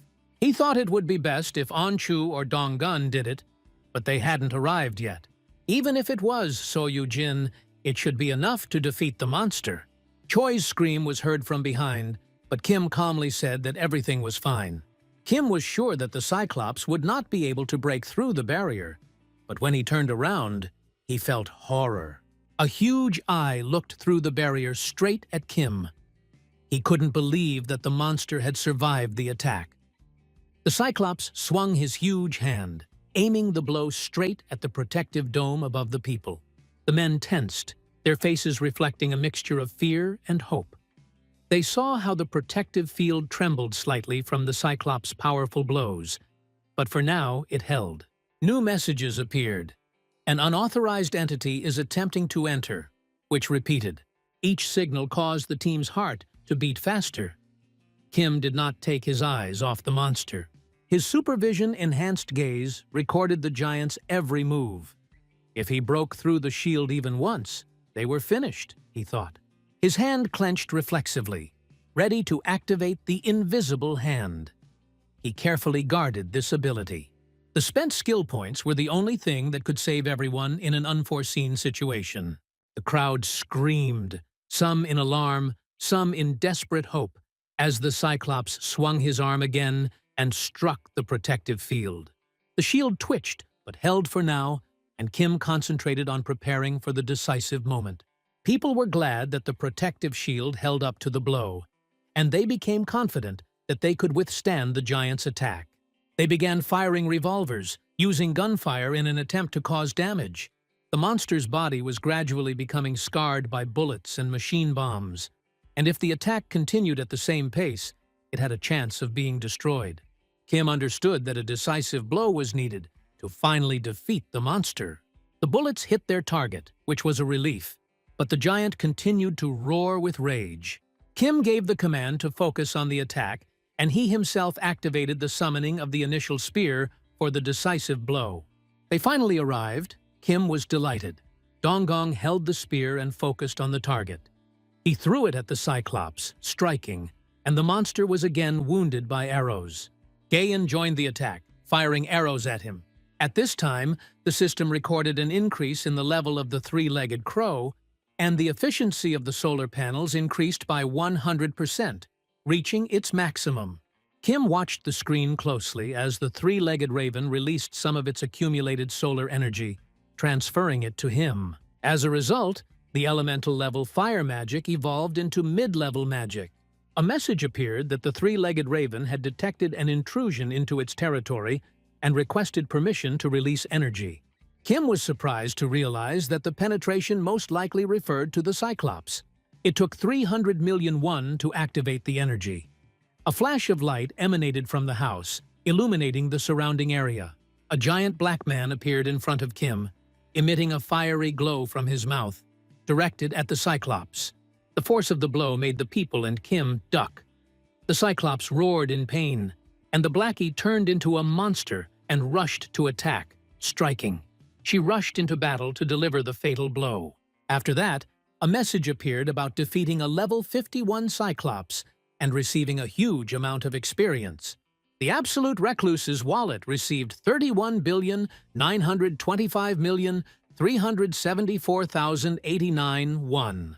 A message appeared indicating that the skill had increased in level, and Kim felt a surge of power as his field began to expand. It was reported that Kim's influence had spread to the entire area of the first residential complex, and the construction fund had been replenished by 10 billion won. Kim dropped to his knees, feeling relief and joy. Blackie appeared in front of him, shrunk to his normal size, and let out a squeak.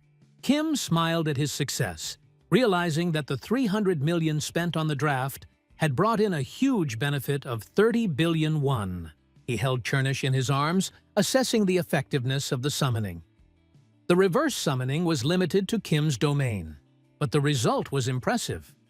Trying to summon 10 people at once was impossible due to the cost of 10 billion won, which surprised Kim. At this moment, a short notification sounded to indicate the status window had appeared, and a message appeared indicating that the On-Chu quest had been completed, with a reward of 324,576,089 won. The faint ringing of the notification of the status window appearing became the sound of On-Ju's wish coming true. The next instruction was for Heck to fill the bottles with water using magic. The girl thanked him. Another participant reported that the food supplies had run out. Heck explained that he could create water himself, but the products obtained during battles with monsters were depleted, and this was the limit of resources. Eventually, we'll have to leave. People noticed the earthquake and were surprised. The man shouted at Jun Hyuk to come up to the roof because something terrible had happened. A monster had appeared. On the roof, they saw a huge monster near multi-story buildings. The man ordered everyone to stay underground and not go anywhere. The boy asked Jun Hyuk what to do, but he replied that they were powerless against such a creature. Suddenly, a bright flash destroyed the monster. People realized that all they could do was pray that the threat would not reach them. Heck realized that the person in front of them was awakened and immediately felt the difference in power level compared to him. The guy realized the seriousness of the situation and decided to stay close to this man in order to have a chance to survive in this dangerous world. People walked along the road, discussing the situation. Jun Hyuk understood that if these were bad people, there was no choice anyway. The food was gone, and staying where he was would mean certain death. The rest agreed that all that was left was to rely on fate. They approached a residential complex that had been remarkably preserved despite the destruction in the rest of the world. The guy encountered a security barrier, and a message appeared saying that access was restricted, with an offer to obtain citizenship. People were surprised but agreed. A group task has appeared. Climb to the 30th floor of a building within an hour with a small reward in the form of experience and no penalty for failure. Inside the building, Kim met Jun Hyuk. He introduced himself, extending his hand. Kim Jae-hyun. Heck realized he was the same man who had previously subdued the giant monster and was now standing right in front of him. As Kim shook his hand, Jun Hyuk introduced himself as Jun Hyuk, expressing the honor of meeting him.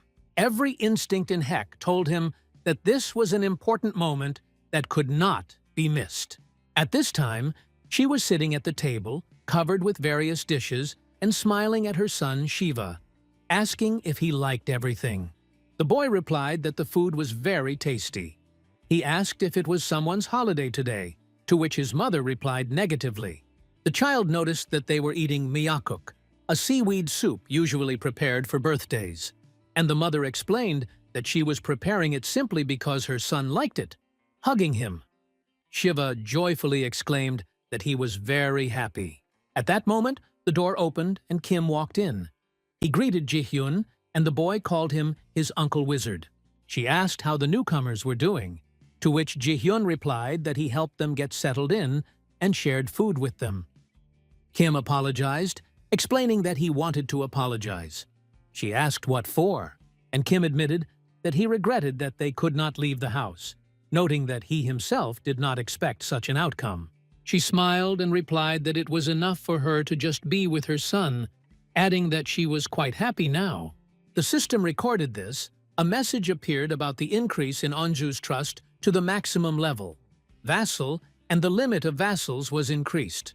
Kim, observing her behavior and facial expression, realized without any notification to the system that her feelings were sincere. The son called loudly to his mother, asking her to turn on Turbosaurus and then watch cartoons.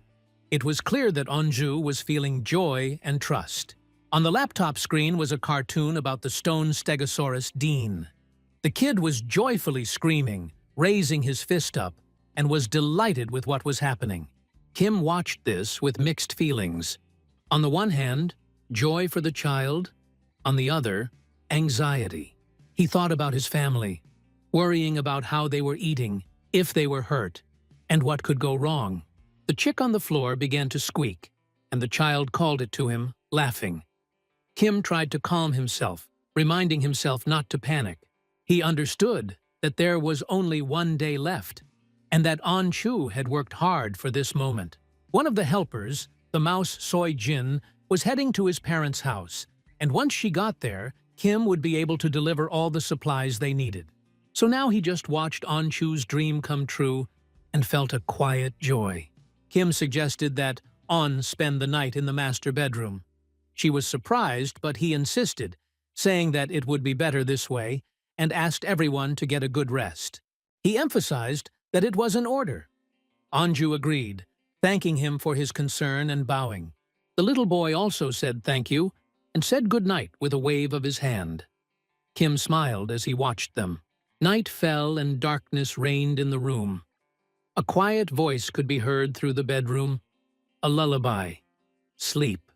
My joy. Sleep. The lights went out in the house. The bees in the garden fell silent, and the fish fell asleep in the pond. Kim lay on the sofa, listening to Onju's gentle song. And although he was already too old for lullabies, his eyes gradually closed. The next day passed calmly.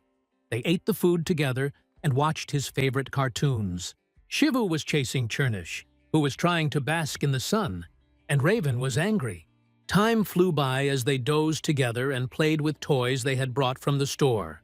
With the Raven sitting on Kim's shoulder, he reminded himself that they only had one day to bring joy to the family. She sat on her lap, hugging her son. As the sun set, the child noticed his mother's tears. She denied it, but the baby insisted, "Mom, you're crying. Don't cry." He pressed himself against her, and she whispered that she was afraid to live in a world without him, and he quietly said that he was nearby. At that moment, their presence and each other's warmth became the most reliable consolation. Shivu's voice, warm as sunlight, trying to calm Onju, touched her to the depths of her heart. Onju heard that he would always be there, and she answered him, breaking into sobs. Shivu repeated her name, and tears rolled down her face. The boy slowly walked forward until she could no longer contain her emotions. She understood that she still had so much she had not managed to do for him. She would cook his favorite food for him, try to make him happy every day. Tears mingled with her words, and then, in the rays of the sun, Shiva quietly said, "Mother, I love you," and dissolved into the light, leaving her with this feeling in her heart. She looked ahead, struck by the inevitability of another farewell. Tears rolled down her face, but through them she smiled, repeating that she loved Shiva. The boy quietly disappeared, and Kim stood nearby, watching this touching moment. Onju remained in place until the last trace of Shivu's warmth melted into thin air. Hope, that delicate flower that blooms only in the depths of despair, still lingered in her heart. Those who kept hope within themselves were constantly faced with a feeling of doom. Kim thought about the cruelty of this world, but immediately tried to calm Onju. This was not the last meeting. He gave her new hope, and Onju stopped crying and asked if it was really so.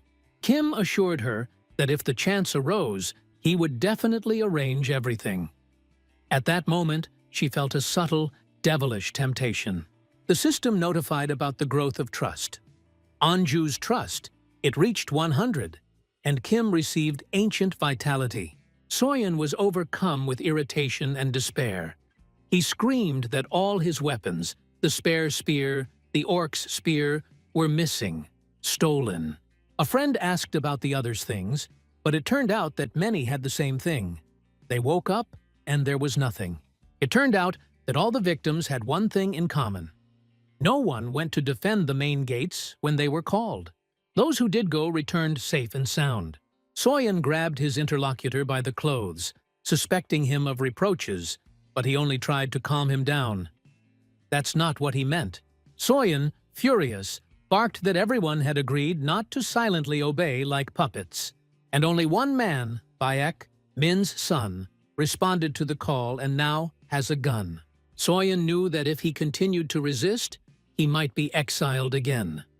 Rumors of past expulsions and deaths only increased his sense of helplessness.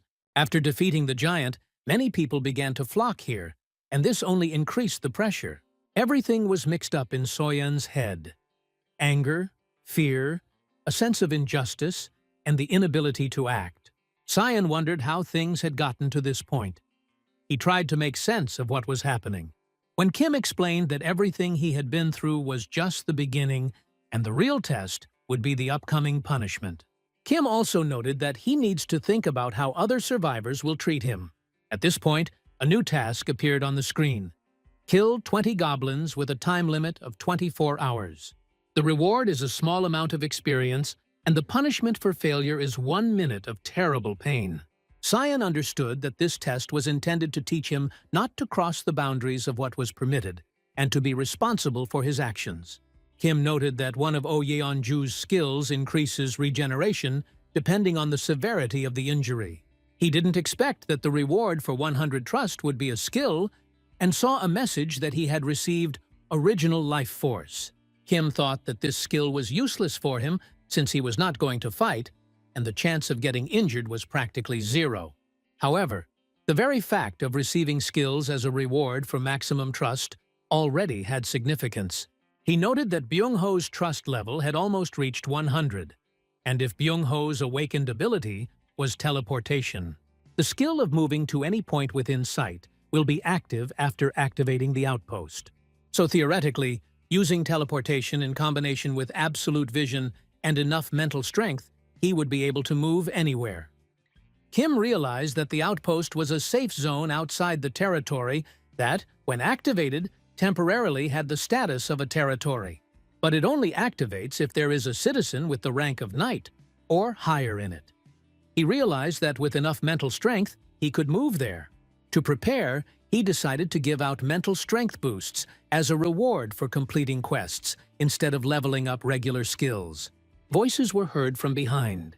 He asked to let her go now, promising to return his family. Kim was surprised. She understood that the mission had been delayed because of her, and thanked him for his sacrifice of time. She expressed her intention to repay the kindness shown. Kim thought she seemed to have read his mind, and felt awkward for his impatience. He was grateful, but embarrassed. She replied that she would have done the same in his place, because for everyone, family is the most important thing, and thanked him for the day he gave her. Perhaps this was due to the fact that she had managed to see Shiva, albeit briefly. Anji's eyes now showed firm trust instead of anger. Kim thanked her for her understanding and invited her to come to room 2901 with Hayden Gon's group. She understood and agreed, and he promised to come down soon.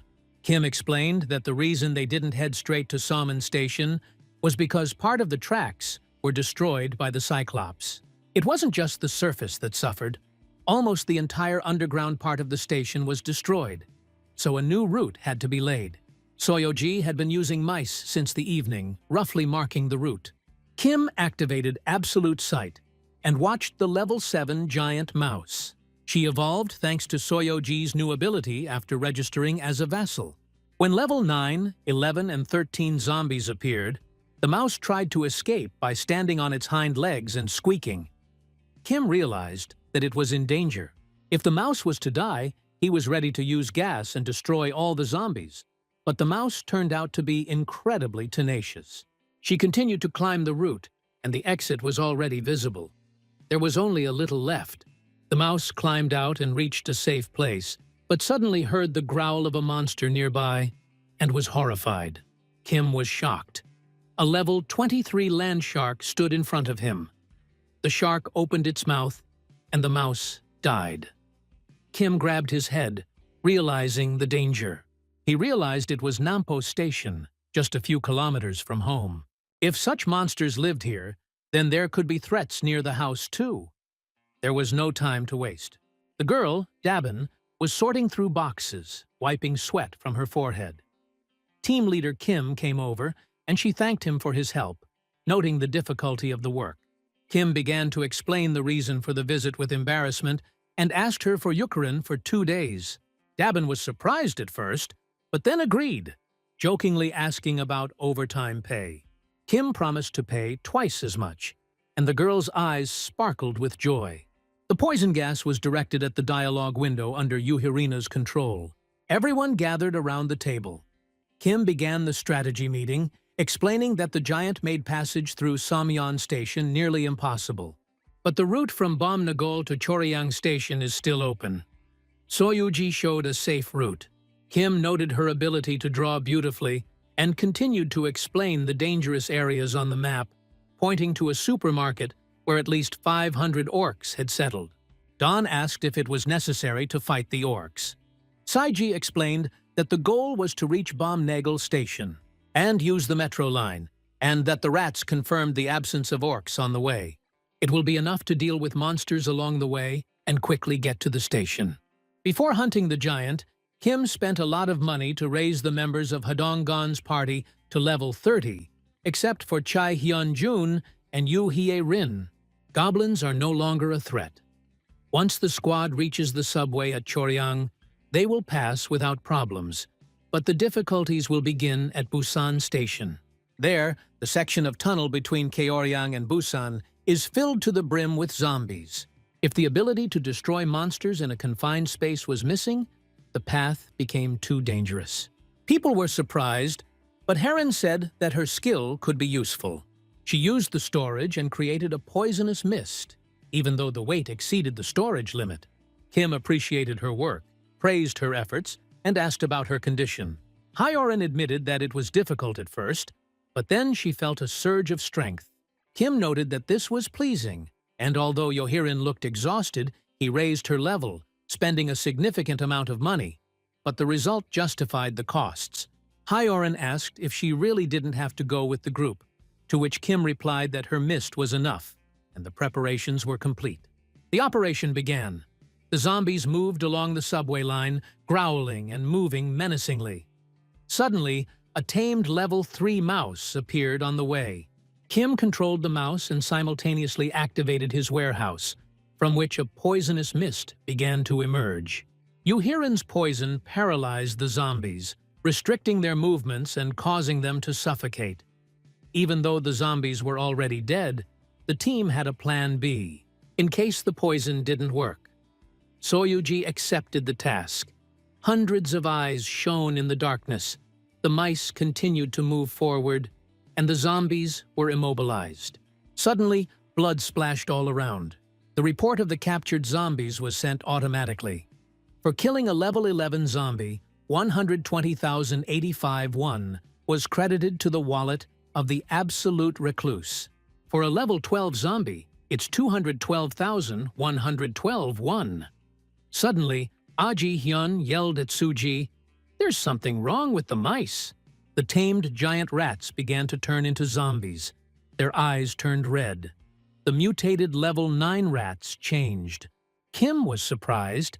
This almost turned into a disaster, because contact with zombie blood triggers infection.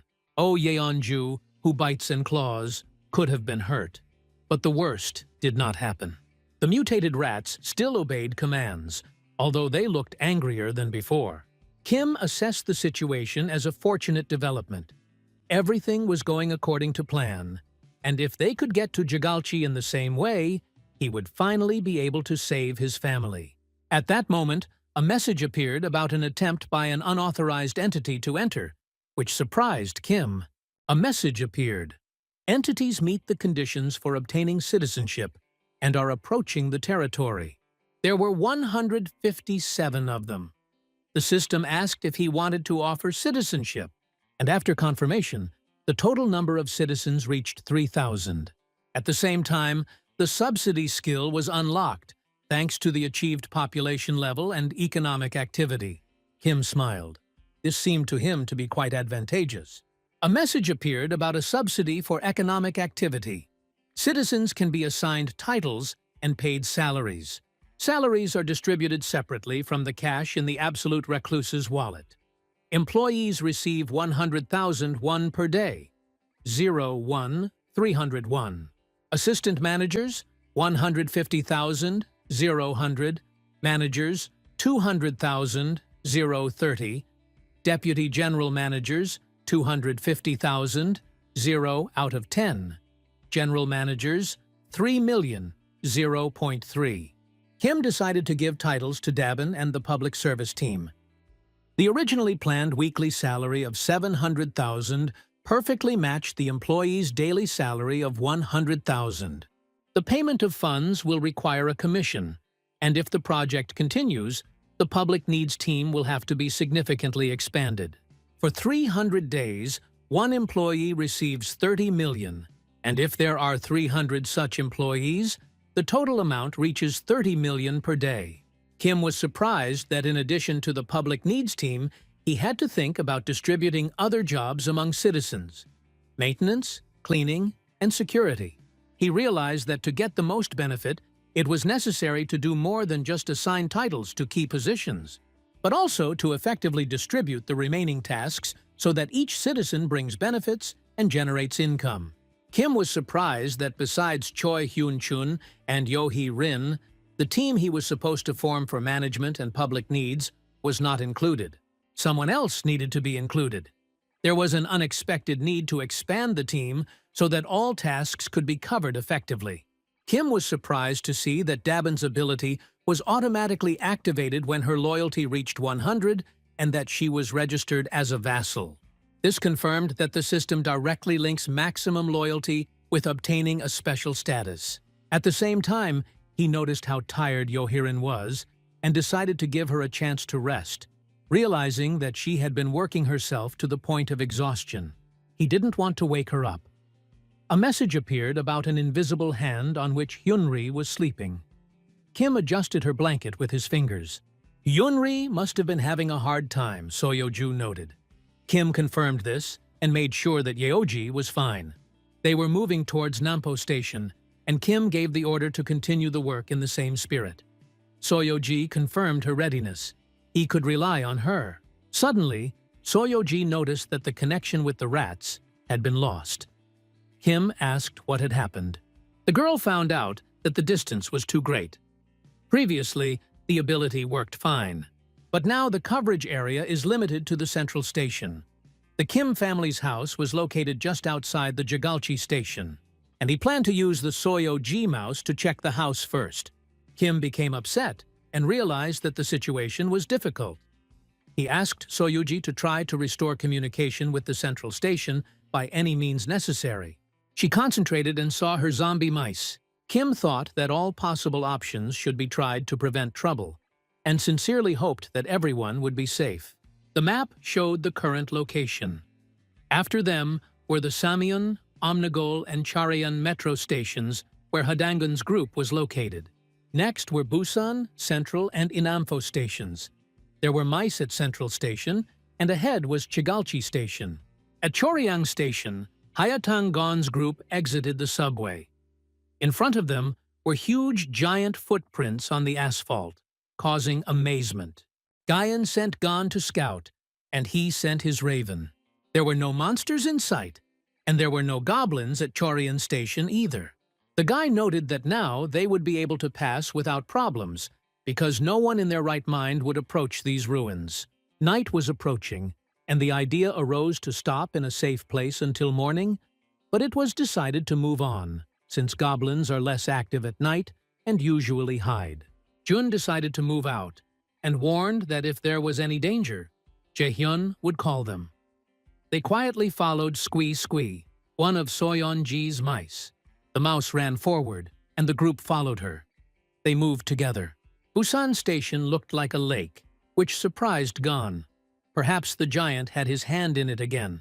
The girl assumed that the abyss was formed due to the collapse of buildings. Someone was swimming in the water, rose, and climbed out. Gon became alert. He heard something strange and pointed to the pond, where a humanoid silhouette sat on a huge stone.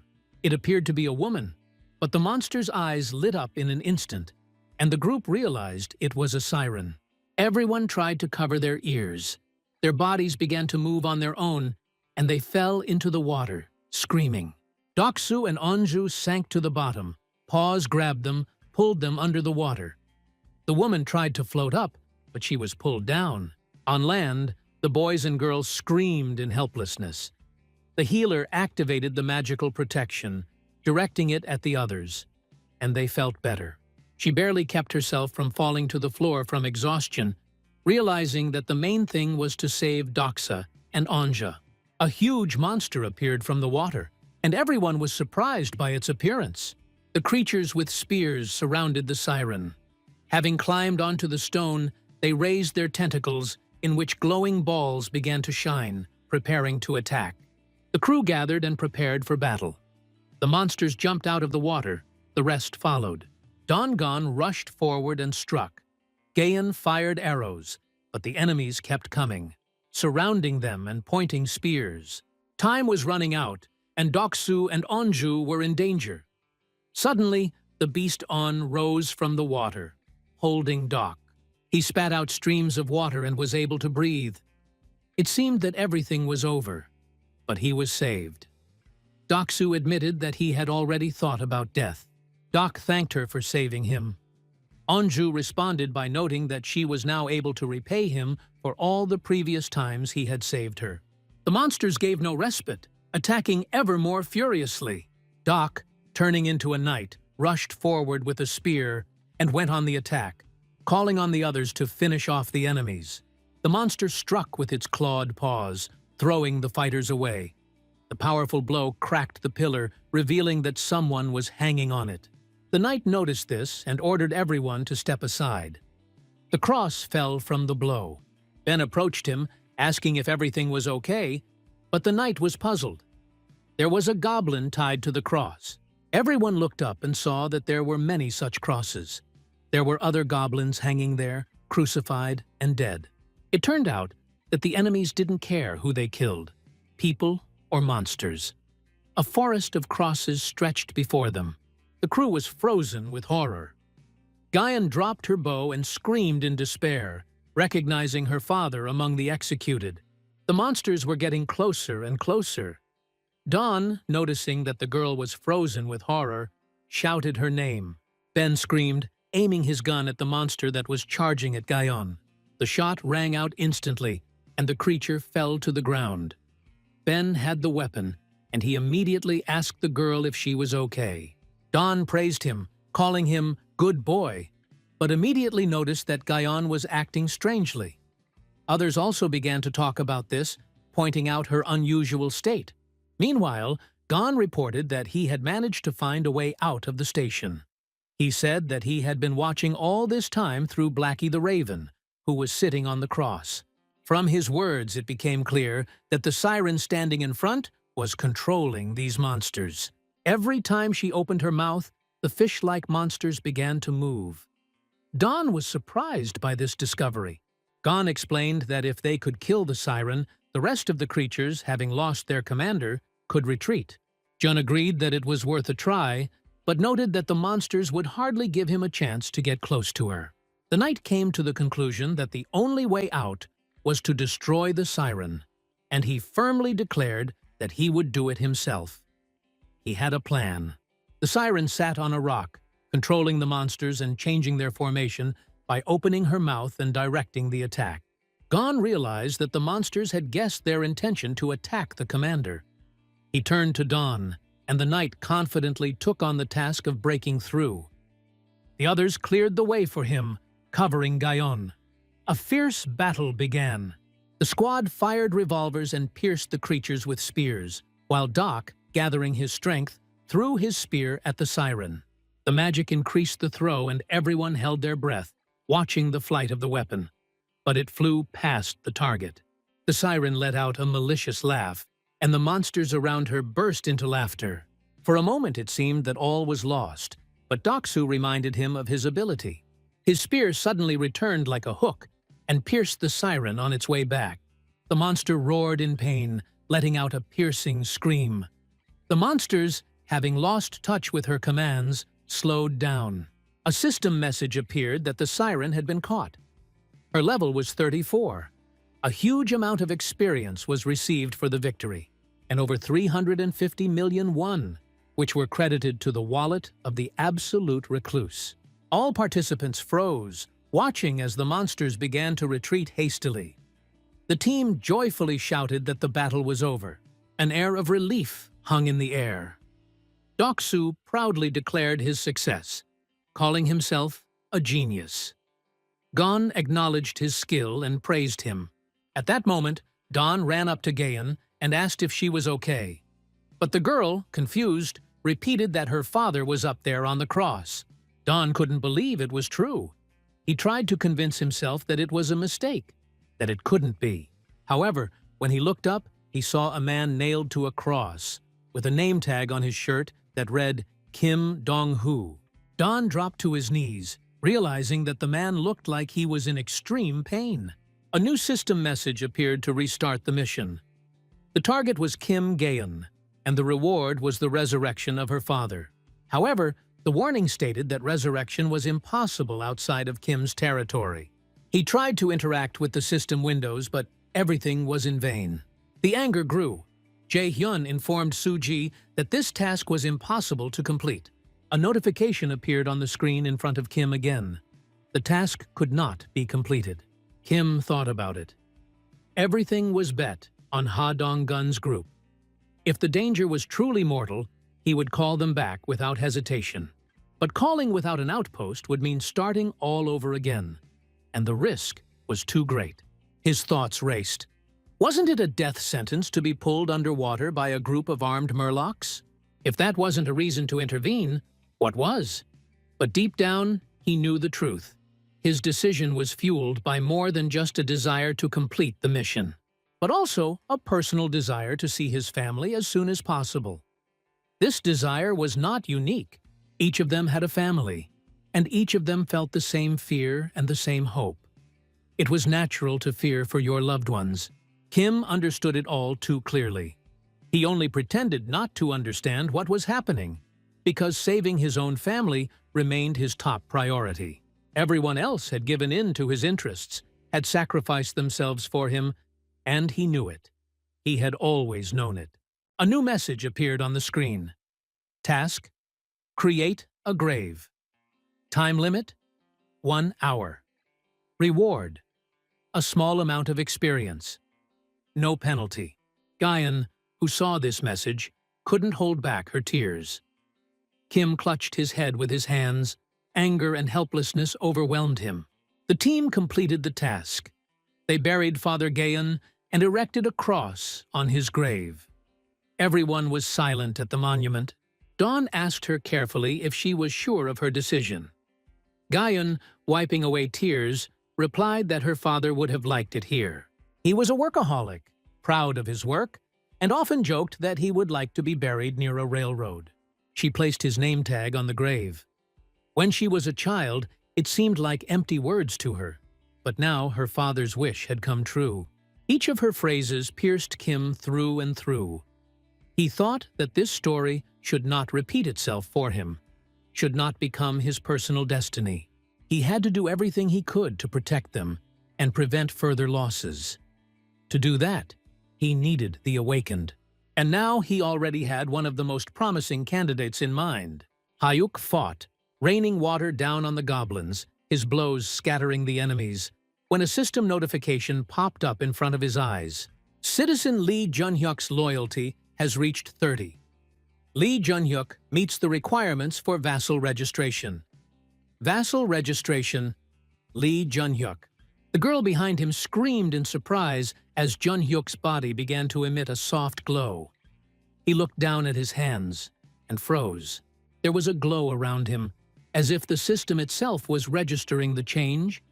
His face was filled with confusion and a little fear. He didn't know what it meant. A new notification has appeared. Lee Junhyuk, level 40. Title: Knight, Mage, 12th Vassal. Trust, 59. Loyalty, 31. Abilities: Water Creation, Water Bomb, Water Manipulation. Another message appeared next. The task was issued. The mage's skill power was increased by 100%. Water Bomb, Rank A. Creates water compressed under high pressure. The force of the explosion is proportional to the mana expended. Water Manipulation, Rank C, uses mental energy to control summoned water. Junhyuk stood in the glow, feeling a new power flowing through his veins, his body vibrating from the pressure of magical energy. Hyuk noticed a message about a new task. Use the water bomb and water control within 10 minutes. The reward was increased mental strength, and the penalty for failure was mental exhaustion. He concentrated and assessed the approaching goblins. By concentrating the magical energy of water, Hyuk created a powerful water bomb that exploded with great force, lifting the goblins into the air and scattering them. Using his control over water, he directed the currents, blocked the attacks of the remaining opponents, and created barriers, effectively clearing the battlefield and suppressing the enemies. Drops of water hung in the air, sparkling in the light. The goblins lay fallen on the cracked ground, all of them killed. Hyuk looked at his hands, his eyes glowing. He realized that he had used water control. His power was incredible. The guys watched behind him with surprise and admiration, recognizing Hyuk's incredible power. He laughed, quietly at first, then louder, his laughter filling the space, reflecting the delight of his own strength. Hyuk raised his hands to the sky, knelt down and bowed, expressing his gratitude. His friends behind him looked at him with alarm and surprise, not understanding what had happened to him and why he was acting as if he had gone crazy. He continued to repeat words of gratitude, as if struck by the light or power that surrounded him. At this time, a message appeared on the screen stating that Citizen Lee Junhyuk's trust and loyalty had increased significantly, and he had successfully completed the mission. And the cost of 70,251 won was written off. Kim watched the events using his vision abilities. He was surprised that Hyuk had awakened a C-rank ability, since only Oyeonji had possessed that level of power before. Considering that Hyuka's starting ability was only B rank, and creating water uses mental energy at B rank, Kim didn't expect things to go so well. He came to the conclusion that the success was largely due to Hyuk's high level. Kim thought, looking at the screen carefully. He knew that what had happened was not just luck. The creation of B-rank water always used mental energy. But now the question was how to use Hyuk's power most effectively. He picked up the chess piece of Hyuk and wondered if he should join Hadonggan's group. Kim understood that Hadonggan's group was already balanced, and it would be unwise to pull out Jun Hyuk just to strengthen it. Jun Hyuk and his team were tightly knit, and without him, their group would fall apart. It was better to leave him with his own team, Kim decided. At that moment, a message about the captured goblins appeared on the screen. A level 6 goblin gave 1,151 of experience, another one of the same level, 6,921. Kim watched the screen and thought. Despite the late hour, most of the hunters were still actively working, except for Jun Hyuk's group. A message appeared on the screen about increasing the skill level, reaching the 20th level of the House Declaration, receiving 3 skill points, and learning a new skill. Suddenly the area expanded, and Kim felt a powerful surge of energy, dropping to his knees. Soyuji was frightened by his reaction and screamed. Kim felt intense pain, as if thousands of needles were piercing his body.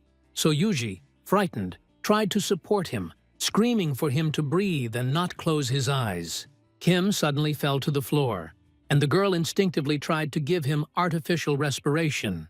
Kim explained that he was fine, stood up and calmed everyone around him by petting the crow, who was crying. At this moment, a new message appeared on the screen. Absolute view. Kim used his vision to take in the surrounding area on an incredible scale.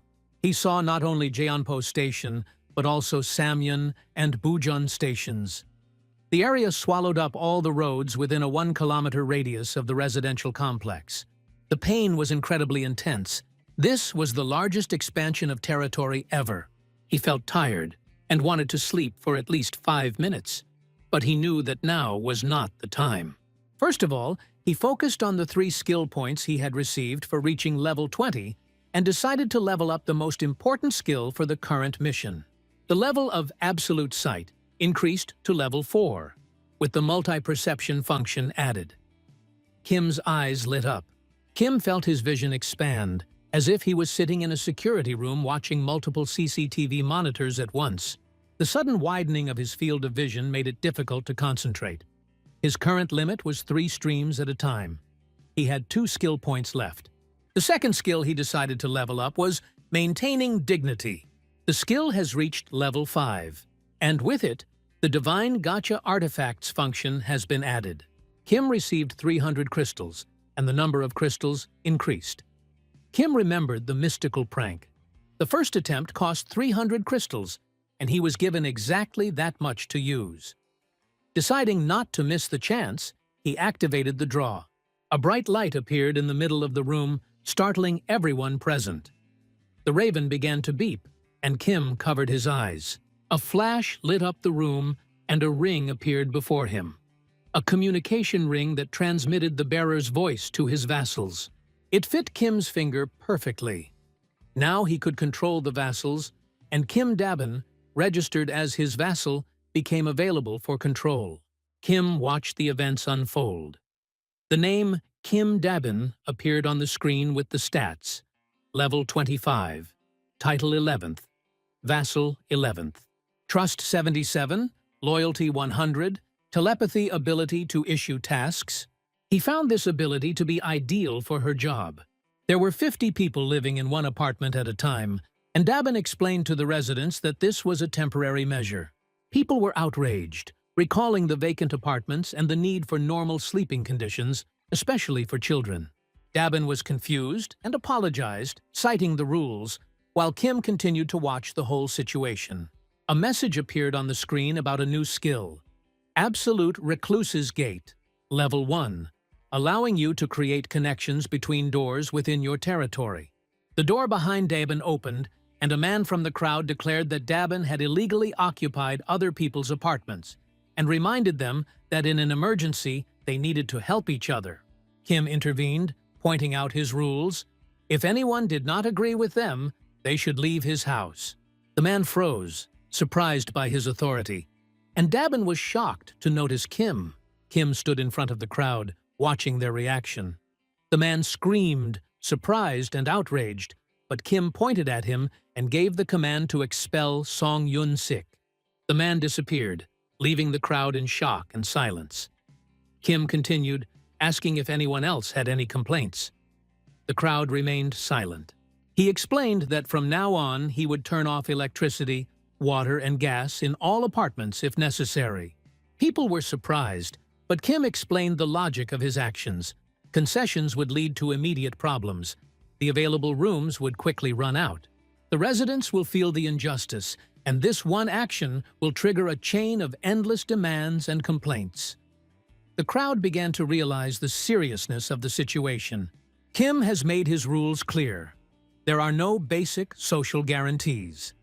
The South Korean government has collapsed, and he is not a representative of the authorities. He may be considered a tyrant or an abuser of power, he says, but there is no room for naive ideas in this world. Those who want to enjoy rights and privileges will have to prove that they deserve them. Kim noted that other survivors are trying to adapt to the new conditions. They sleep in 3 shifts. They use space as rationally as possible and learn from those who adapted earlier. Even in such cramped conditions, there are people who care for children and the weak, trying to survive together. Those who choose to make demands instead of seeking solutions irritate him. He ordered them to return immediately to their assigned housing and warned that excessive insolence could lead to expulsion. The people, upset, went into the corridor, leaving Kim with Dabin. The girl sighed deeply, expressing gratitude. Kim believed he had simply done what he had to do and did not demand recognition. Dabin was surprised when she heard his voice in her head, confirming that telepathy was at work. Kim explained to her how to concentrate and start communicating mentally to master the limits and practice of telepathy. The girl tried and succeeded. A man appeared nearby, raising his hand to get Kim's attention. He apologized for his behavior, and he asked to soften the punishment for the exiled man, explaining that the collective opinion of the crowd was also guilty, and that the punishment should be fair. Kim thought about the request, assessing the sincerity and responsibility of the people. Kim had been thinking about an excuse to restore Song Young-shik's citizenship status even earlier, not wanting to subject a man to death for the sake of exemplary punishment. Fortunately, Song Young-shik continued to insist, pounding on the door.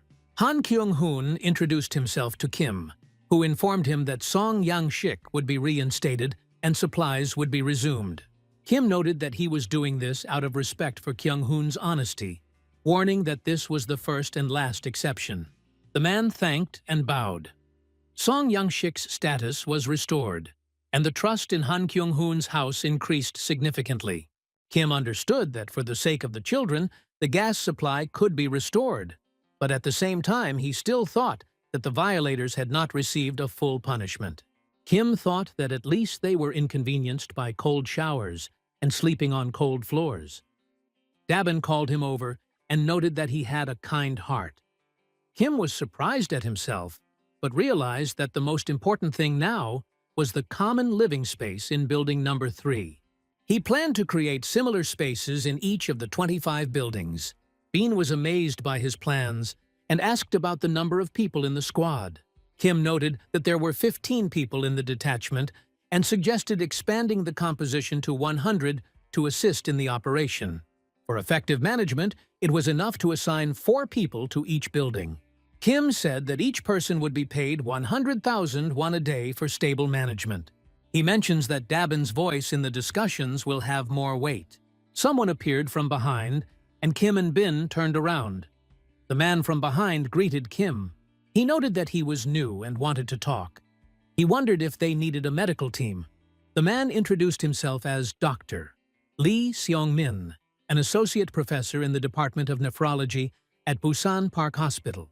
Kim suggested not to leave professionals idle and to think about treating them with dignity. Kim discussed with Bin the idea of giving them an apartment and converting the area into a hospital. Bin supported the proposal and agreed to help form the medical team. Kim noted that there were enough doctors and nurses to go around. Bin was delighted and promised to take over the organization. The door opened, and Kim walked into the room. Soyuji turned around when she saw him. Kim smiled, noting that there were no problems. The message Absolute Eyes appeared. Kim used his ability. Hadengan's squad had already left. The team was moving towards Chagolchi Station. No problems arose. Kim opened the dialogue box, deciding to finish what he had started. He invested the last skill point and pumped up the absolute inventory. A message appeared about increasing the inventory level to the second. The capacity was increased to 200 kilograms. The save function was added. A message about saving appeared. The passive skill allowed you to save items in the state in which they were added. Kim watched the screen, noting that the inventory capacity had doubled. He realized that he could now use it more freely. Kim was surprised by the new effect of the skill. He opened the magazine of the Smith & Wesson M60.38 and bought 100 rounds. The revolver appeared in his hands. The items retained their state. When summoned, the item remained in the same state as it was in the inventory. Kim warned Soyuji to cover his ears, took aim, and fired. Soyuji was scared when she saw the gun. Kim put it in his inventory. The bullet was automatically added to the inventory. It worked as he expected. Kim reached out, called the bullet back through the dialogue box. The bullets flew out. Kim was glad. The method was reliable for covering Haddonggon's detachment. The sign said, Chagalchi. The goblin took a blow to the head and growled, falling to the floor. Donggon's team stood in front of them with weapons in hand. The goblins began to run away. Donggon noted that they had finally reached Chagalchi Station. Kim used his supervision ability and placed the ring on his finger. He telepathically contacted the team, checking the connection. Donggon was surprised, but the connection was excellent. Kim reported the second exit and the route for the team. Donggon and the team exited through the second exit, surveying the destroyed area. Soyujin tried to reconnect with the mouse at Zhonggan Station, but to no avail. The route was different from previous forays and reconnaissance. Donggon asked where to go next.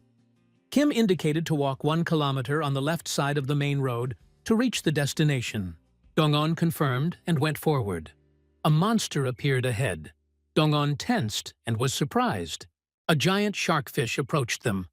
Donggon shouted back, warning the crew. The shark opened its mouth and came at them. The team noted that they had barely escaped from the sea creatures, and now there was a threat again.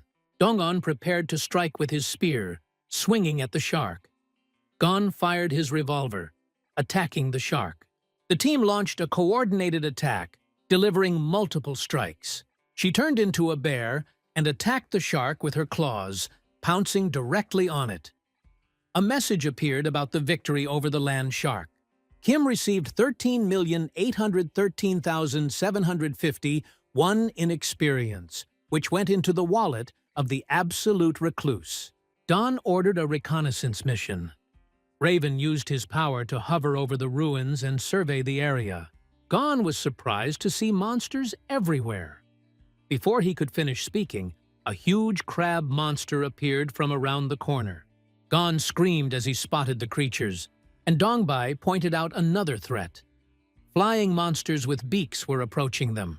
The creatures were attacking the team. The team was ready to accept the fight. Dak-su screamed and transformed into a knight, swinging his spear and striking. A message appeared about defeating Sky Marlin, level 16. The team received 785,231 in experience, which went into the Absolute Recluse's wallet. The boys started shooting at the monsters, and Gon launched arrows. The monsters were getting closer and closer, threatening the team. If they were killed one by one, there would be no end to them, Guyan thought. The healer screamed at John to stay back, continuing to shoot at the monsters. Kim opened the vault, firing bullets straight at the monsters. A message appeared about defeating Sky Marlin, level 17. The team received 2,301,733 in experience, which went into the Absolute Recluse's wallet. Kim watched the proceedings, noting the small reward for the kill. He turned to Soyujin, asking her to temporarily stop trying to communicate. Kim handed her a gun, ordering her to shoot anywhere. Soyujin thought for a moment, then began firing the revolver. Each bullet was added to the inventory, and a corresponding message appeared. Kim ordered the firing to continue, planning to use the bullets fired in combat. Dialogue windows appeared on the battlefield, from which fired bullets jumped out and began to hit monsters. A message appeared about defeating Sky Marlin, level 17, EXP 1,393,121 was added to the wallet of the Absolute Recluse. Soyujin screamed about the empty drum. Kim ordered to reload and shoot again faster. The girl agreed and continued shooting, increasing the effectiveness of the battle sixfold. Kim felt sorry for Soyujin, but there was no other choice. Suddenly, Haoran burst into the room, awakened by the sound of gunfire. She was surprised to see that the Union of Jin was shooting at the dialogue box, and Kim was standing nearby. Haoran thought it was a very strange dream, and wondered why she couldn't wake up. At this time, a huge monster, Crab, was approaching the team. Dongua fought with it, striking, but Crab did not retreat. Dongua thought that this was a real mockery, and doubted whether they would be able to defeat the creature. It's starting again. The crab monster was attacking, rapidly approaching the team. He ran, throwing punches, and the team tried to hold its ground in the face of danger. Buff activated. The healer girl used her power, strengthening the team with powerful energy. The team was completely under the influence of the healing power, ready to attack and defend. It attacked the crab, biting its leg. Blood flowed down the monster's limb. Dongua swung his spear and struck straight into the crab's mouth. He jumped back, then delivered a powerful blow to the crab's snout, trying to confuse the monster. Ben fired his revolver, the bullets hitting the crab's face, leaving marks and weakening it. The crab's toughness was insane, and Dongua watched the fight, trying to find a solution. The team discussed how to destroy the crab, realizing that a normal attack would not work. Kim realized that a certain level of impact was needed, something like a hammer blow to destroy. He tried to find a suitable weapon in the storage and finally found the necessary object. A message appeared on the screen. The item was saved in the warehouse, and Kim called he. Kim explained that when he gave the signal to jump onto the crab's shell, the girl in the form of a bear prepared to carry out the order. He saw an object that could break a crab's shell. It turned out to be a dumbbell. Manhwa would have been upset, but Kim was thinking about registering and buying him a new one later to fix the situation. The dumbbells must fall freely under the influence of gravity to accumulate maximum energy. By maximizing the kinetic energy, it will be stored in the storage in this state. Huge bars fell into the dialogue box. It opened above the crab, and the bars began to fall right onto the monster. Kim gave the signal. The bar hit the crab's head, and blood gushed out. The bear jumped straight at the crab, striking. A message appeared. You hunted a level 35 giant crab. Received experience 931,732,266 1. After defeating the giant crab, there were battles with fish and herbivorous monsters that attacked them as they progressed. Without Kim's support, there were moments that could have been deadly. He noticed. This place was too dangerous for the current battle, even for Dongun's team. Even with a detachment of all warriors armed with weapons, it is difficult to advance 1 kilometer. The chances that Kim's family is alive are almost zero. The closer you get to home, the more fear grows. But if there is even 1% chance, hope holds him. He sees familiar streets. This alley is his home. Suddenly Kim was surprised. A tree! What kind of tree is this? Stop, he says to the team. He knows this city inside out. There was never such a tree on the main road. Even if the city had changed, it would not have been left here. So this is a tree. Kim looked at it with supervision. It reached level 38. The tree appeared after the end of the world, as expected. Kim turned to Dongua. Dongua saw this twisted tree in front of him. It's a monster tree, Kim said. Attack it. A yellow eye and mouth appeared in the crack of the tree. The tree turned into a monster, completely revealing itself.